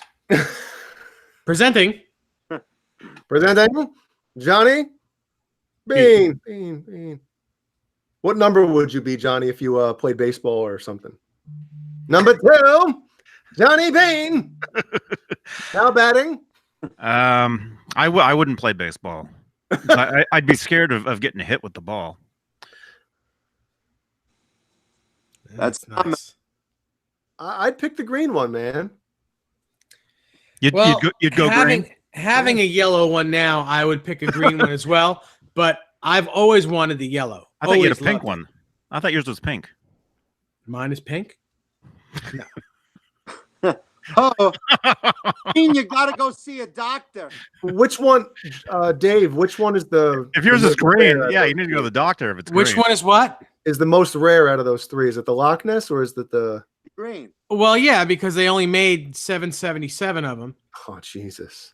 You know, and that was only the 1 year. They stopped making it after that year. So, you know, they made the yellow and the pink, I guess, all the way up till 1992, right? No, Around the there. pink one they stopped in, I think, in '89 because the pink started to fade. They had problems with the color. The yellow they kept going till '92. Okay. Well, somebody said they have a '87 yellow. Isn't yours, That's Dave? Mine is an 88. '88. Okay. Tube Supio says he has Tube Supio has an '87 Desert Sun yellow. 87s, all 87s would have the two little rubber grommets on either side of the tremolo where the trem stopper on the top would be. Mhm. Even if it didn't come with a trem stopper, because Kahler actually owned the patent on that. In the middle of '87, they stopped putting them on, but they kept putting the little stoppers on. The stopper. Yeah, I think all mine are '87 because my yellow one is Steve Vai's. Yes, and that also has the little grommets. yeah, The rubber stopper. Look at the that. little rubber stoppers. Yeah, that has it. Yep. My green one has the trem guard too, and the pink one was Vi gave away at a contest early on. The pink one I have. Oh, so you have a Vi-owned pink one as well? Not a Vi owned, but Vi got it from Ibanez and gave it away at Focus 2 during a contest. It was WBAB, which is the Long Island radio station. Sure. Teamed up with Focus 2 and Steve Vai to give away this pink gem at the time when they first came out. So I have that one. And Vi signed it. Congrats, BAB Focus 2 winner. Play loud, Steve Vai. Man, that's I'll cool. put that over when I see you next. You're a bully. I'm sharing. I like. You're a bully. Because I'm sure you didn't win that guitar. Someone else did, and you were like, I'm buying that from you. I don't care how much I have to pay, but I'm buying that from you. I make people great offers. I spend a lot of money. Yeah, I know. Bully. Hey, Tessie Switch is in the house. He's been in here for a while. Just want to give it. Hello, Rob. Test the switch. Let's see. Do I have a guitar that matches the Dorothy slippers from Wizard of Oz? I have a very, very, very beautiful ruby red metal flake BC Rich Virgin that is that color. So yeah, I guess I do. Technically. And I've got a good question for you, John. shoot. Do you have any Richie Sambora owned guitars? I don't have any Richie, but I have a John Bon Jovi owned guitar. Ooh. Is it the acoustic from I own no acoustics. Okay. Acoustic. They're doing Is it a purple Bon Kramer? Jovi. No, it's got a graphic on it too. I'll bring it on the show one day. It's not the New Jersey guitar, is it? No, it's not the one you're thinking of. I know what you're thinking of. And there's a few New Jersey guitars. There's a denim one. Yeah, the denim. That's in a Hard Rock Cafe. There's the ones that Kramer made them as a limited band edition. They gave one to each band member. That's the Jersey album cover. And I don't have those, but I have one that John had the graphic custom made, and it's to do with New Jersey, and it's very, very cool. I'll bring it on the show one day. Awesome. Cool. Yeah. Sean Zimmerman says it's the Virgin and it's red, huh? They're all pink, aren't they? Well, I'm just saying what happened. Never mind. Where's that popping noise? Man. Sounds great, man. Really does. And that's the THRX. What is it called? THR10X. 10X. Yeah, this is, and I just have it on. I have it on brown one. Mm-hmm.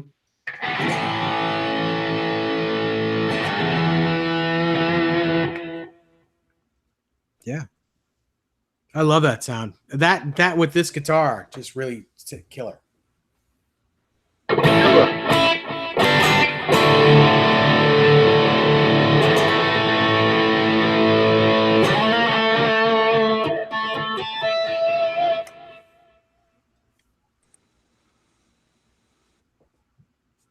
Killer. That's the model, right? The THX 1138.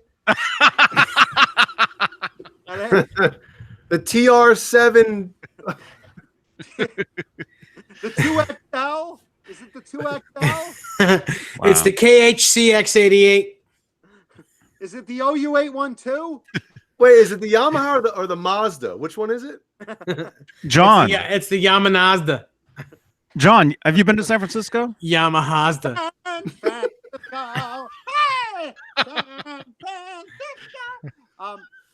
Yeah, we filmed some Hollywood Treasure up there. Awesome. Yeah. Do you remember Bart? The Bart system? Bart, do I owe that guy money for that night still?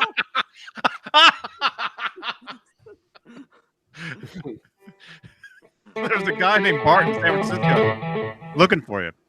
Oh, No, but there's a monorail / subway system in the Bay Area called BART.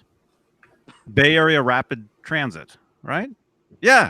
Anyway, George Lucas filmed THX 1138 in the BART subway.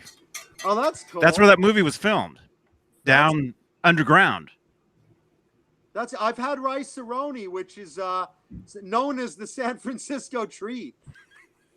No, I know of other things that are called the San Francisco treat. Spermaroni. Oh my goodness. Blech, blech.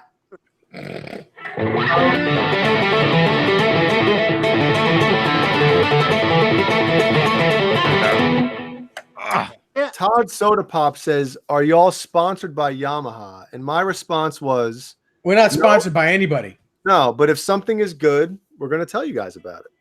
Yes. And Dan of New Jersey must be new here because he says, John, can you turn up your volume a little? It's Tech Moron Tuesday, and I do everything I can to screw up the show with my poor judgment in technology. Here, we'll do this. I'll turn mine. I'll turn my volume way down, and so that this way you'll be louder. So me and Dave will be super loud. There now. Let's put it to you this way. John is probably the wealthiest of the four of us in this chat.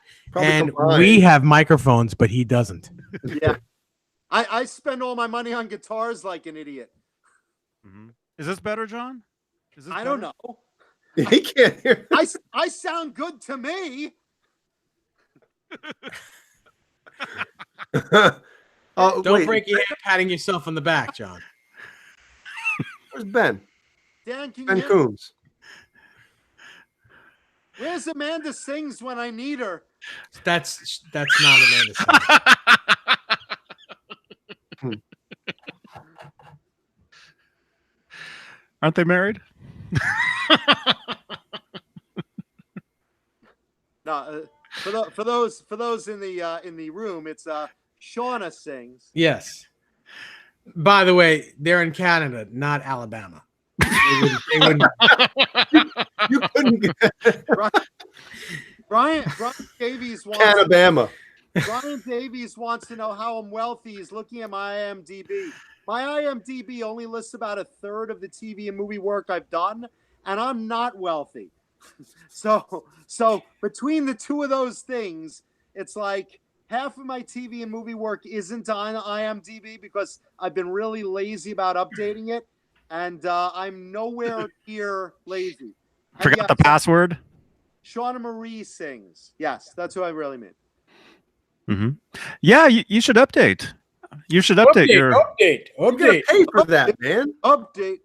No, it's like, it marks me on Veep in like one episode, one season, but I'm in like, I think like 6 of them, and like Lost, I don't think it mentions me at all, and that's because ABC closed down. You're a bad guy. You're a bad guy in Lost. No kidding. And then Hollywood Treasure, it lists like 1/3 of the episodes I've done. I have to sit there like literally typing and submitting them. So I really just basically look at my resume page if you want to see stuff I've done. And that's like more up to date than my IMDb actual list. Go to the resume page on IMDb. If you There can. you go. Personally, I'd rather read the people you've done instead of the things you've done. Yeah, well that's how I have money. I have money. I have money because I've been blowing everybody. That's the only way I get money. I'm in a truck stop more than on television. But Soda Pop says, get a blue snowflake mic. What is a blue snowflake? What is a blue snowflake mic? Well, this is the Blue Yeti. The one that I have is the Blue Yeti. Same What's here. A dinky one? That's A big ass dong. But can I work that with my iPad or No. All right, No, so it has no iPod. Is it Bluetooth? Is it Bluetooth as well? No. And now you're getting trashed, John. Pretty please get a mic. Han 36 Solo. John, get a mic. Everyone, my mother even says, "Hey, cheapskate, get a mic." Mom.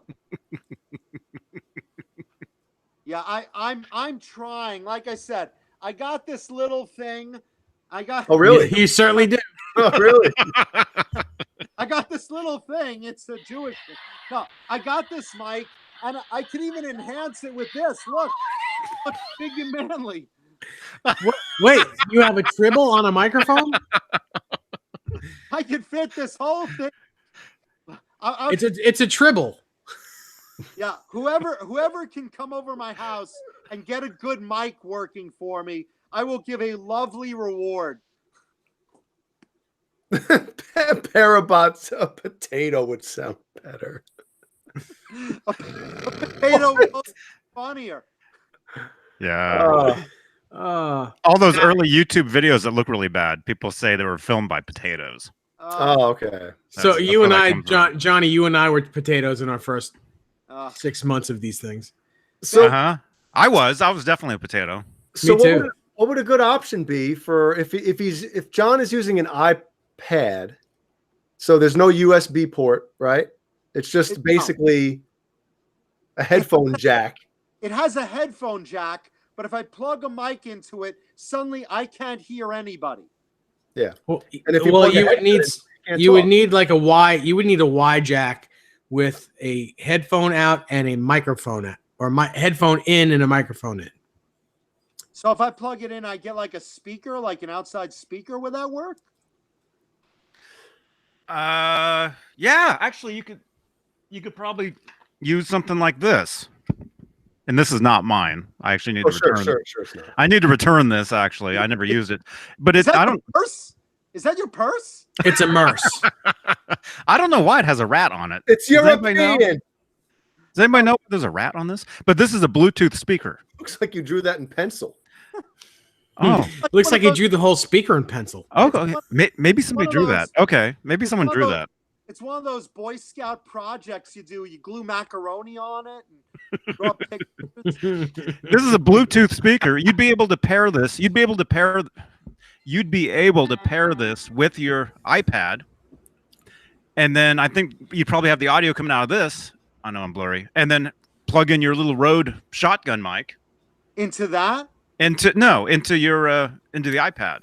So what does that plug into? That's Bluetooth? This is Bluetooth, so it doesn't plug into anything. You opened up the Bluetooth section on your iPad and you look for this. Yes. And you Open connect it up it. in settings, Bluetooth enable, Okay.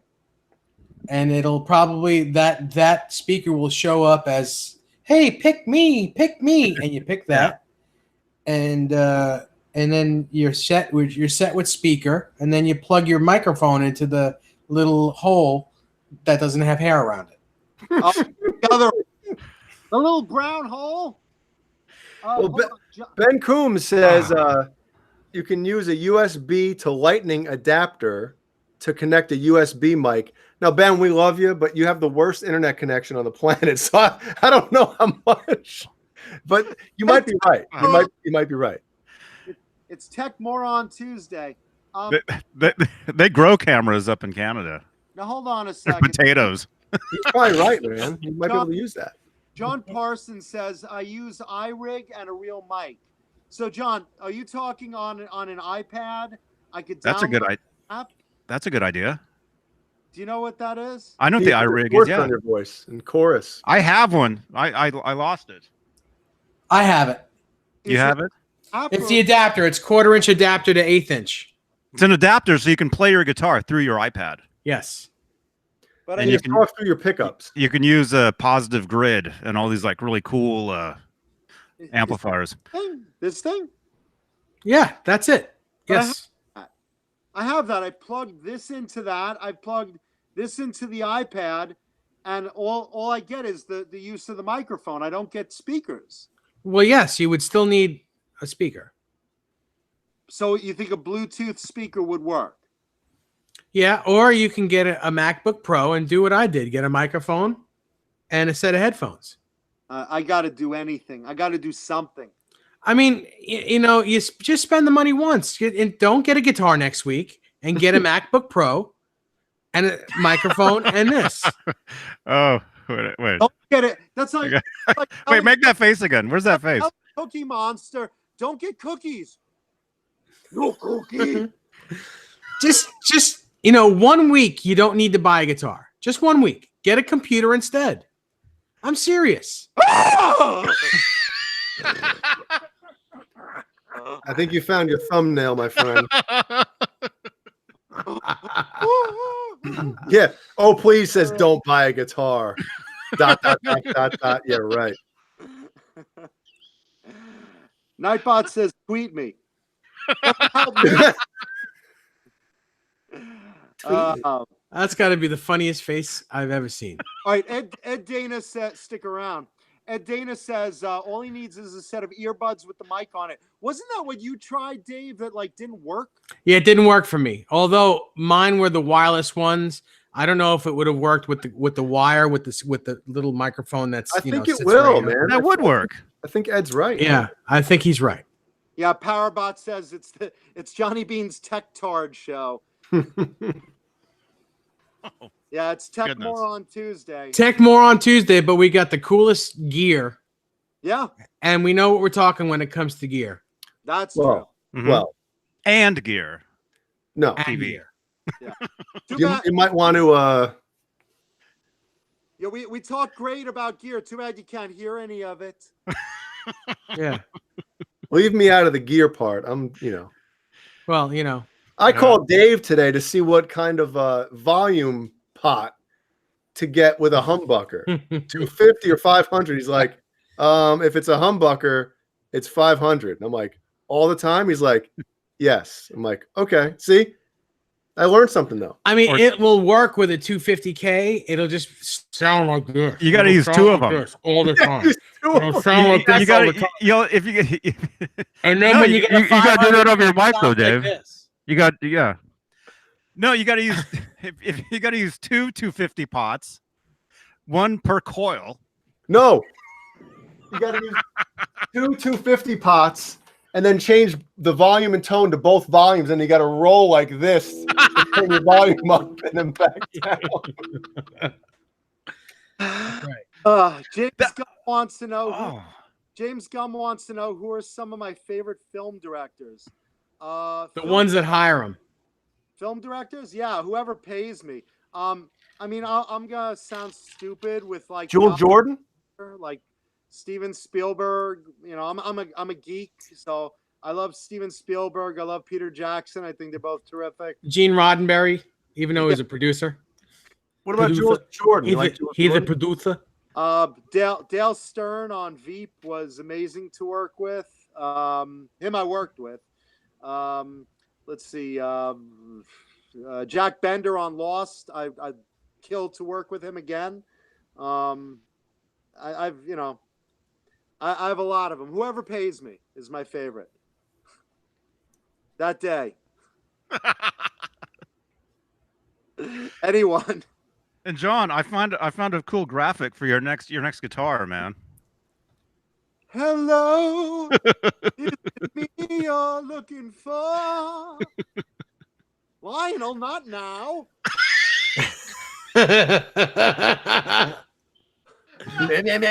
Oh,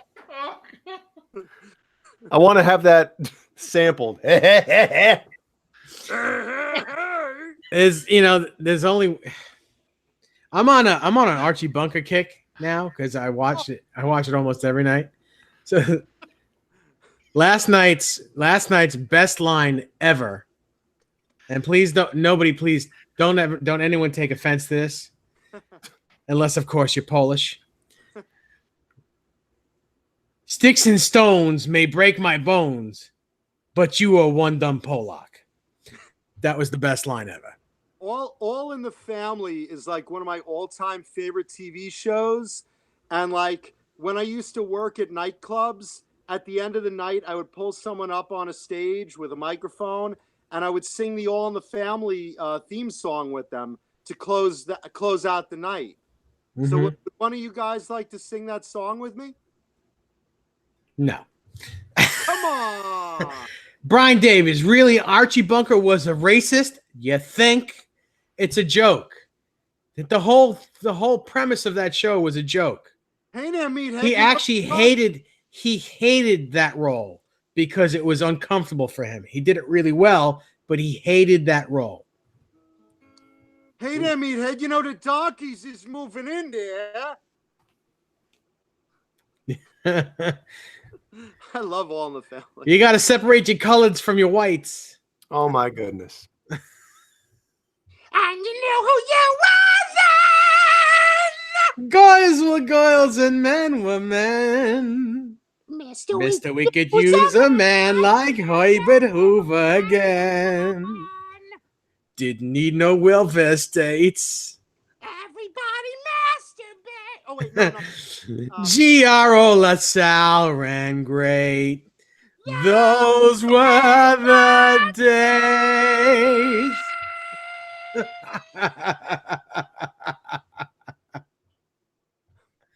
I love that song. Yeah, no, that was a real fun. Hey, no politics in the chat. Yeah. No politics in the chat. This is a politic-free show. Yeah. Yeah, but no, All in the Family at the time was like groundbreaking, and it still holds up as very funny, you know. And again, everyone was in on the joke, you know. Archie was like the classic old man racist that everyone was like, did he really just say that?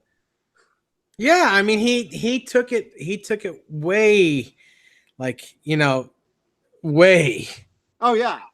You know, if he could make anyone uncomfortable, he would. And I mean, it's, yeah. I mean, is it PC for today? No, of course not. But you know, for that time, it was funny. It was all funny stuff. And because I think it's funny doesn't make me a racist, because I'm the least racist guy in the world. I love everybody. I don't, or hate everybody. I don't really care. But you know, I thought it was funny. And if you don't have a sense of humor, you shouldn't be here.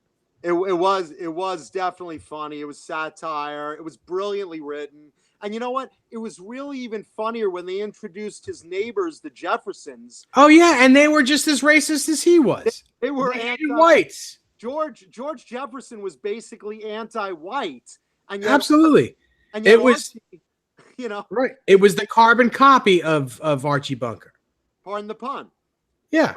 But it was really great when the classic episode where George Jefferson's son Lionel he gets married to a girl whose father-in-law is white. Right. George is such a racist. He meets him and he's like, "You're white," and Archie's like, "Yeah, ain't that a kick in the head there, Jefferson, huh?" That's right. And then you had Maude, who was a big feminist at the time, another spin-off show of All in the Family. Do you remember Maude? Yeah, sure do. And then there's Maude.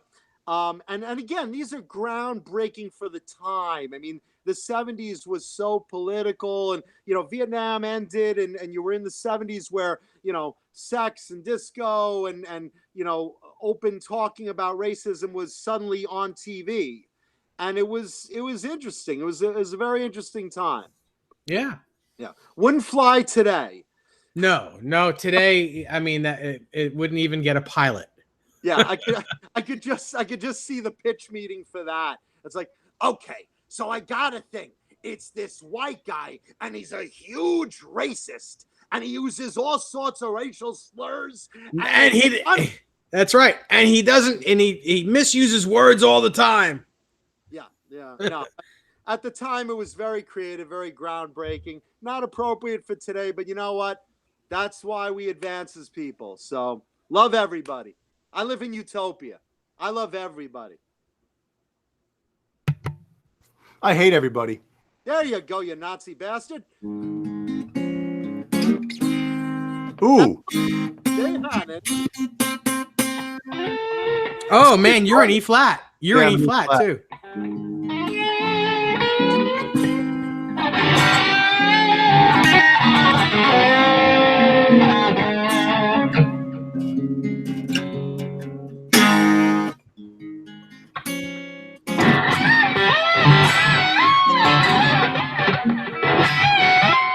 Oh man, I gotta raise my action.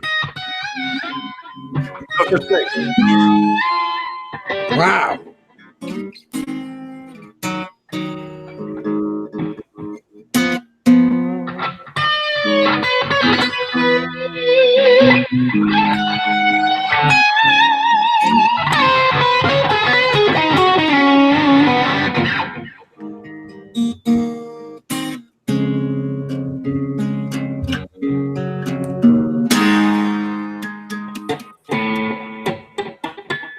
Yeah, I got to do it in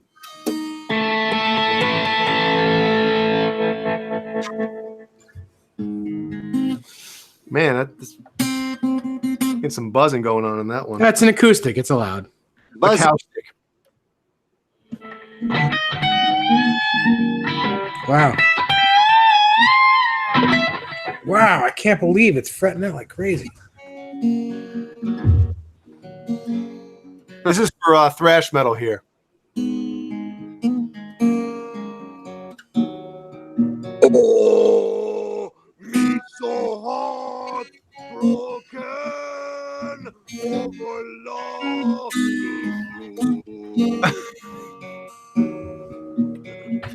Me tears falling like rain.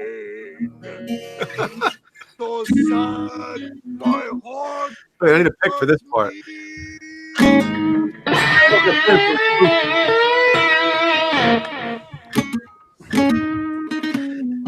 Man, what did I come back to? I don't know, but we got to go. It's 10:39. It's 20 minutes to 11. We got to go.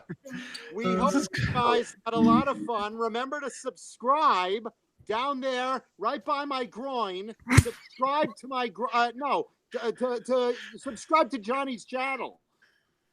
Subscribe. Wait, Brian Davies should subscribe to Jonathan's IMDb page. We're updating, you know? We're updating. Yeah, John. Update it for me, Brian. John, update your IMDb with all these shows. Yeah, I know. I can technically. Somebody made me a Wikipedia page one time, and then they deleted it. I could put this on one day. Like everything else, I'll put it on one day. You're putting us on right now, aren't you? Hey, I told you I was talented. I'm putting you on. You putting me on, man? Yo, man, you putting me on? Well, we hope you guys had a lot of fun tonight. And remember, thumbs up when you can. Subscribe. Tell your friends to watch.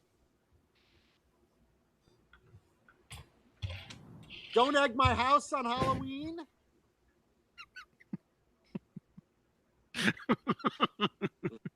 Do it. Are we good? Yo, we good. We good? We're all good. We done been good. Well, join us Friday for a possible Dave Nesdahl unboxing, which is rare because we all know that Dave cannot wait to open packages, especially when they're behind a zipper.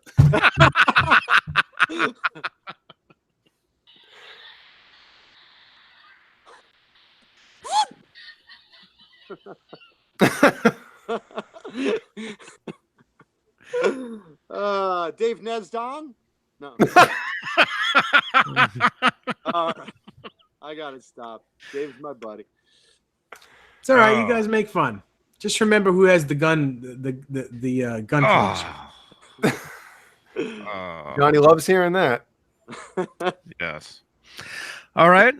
Should we say goodbye or should we just end it? No, just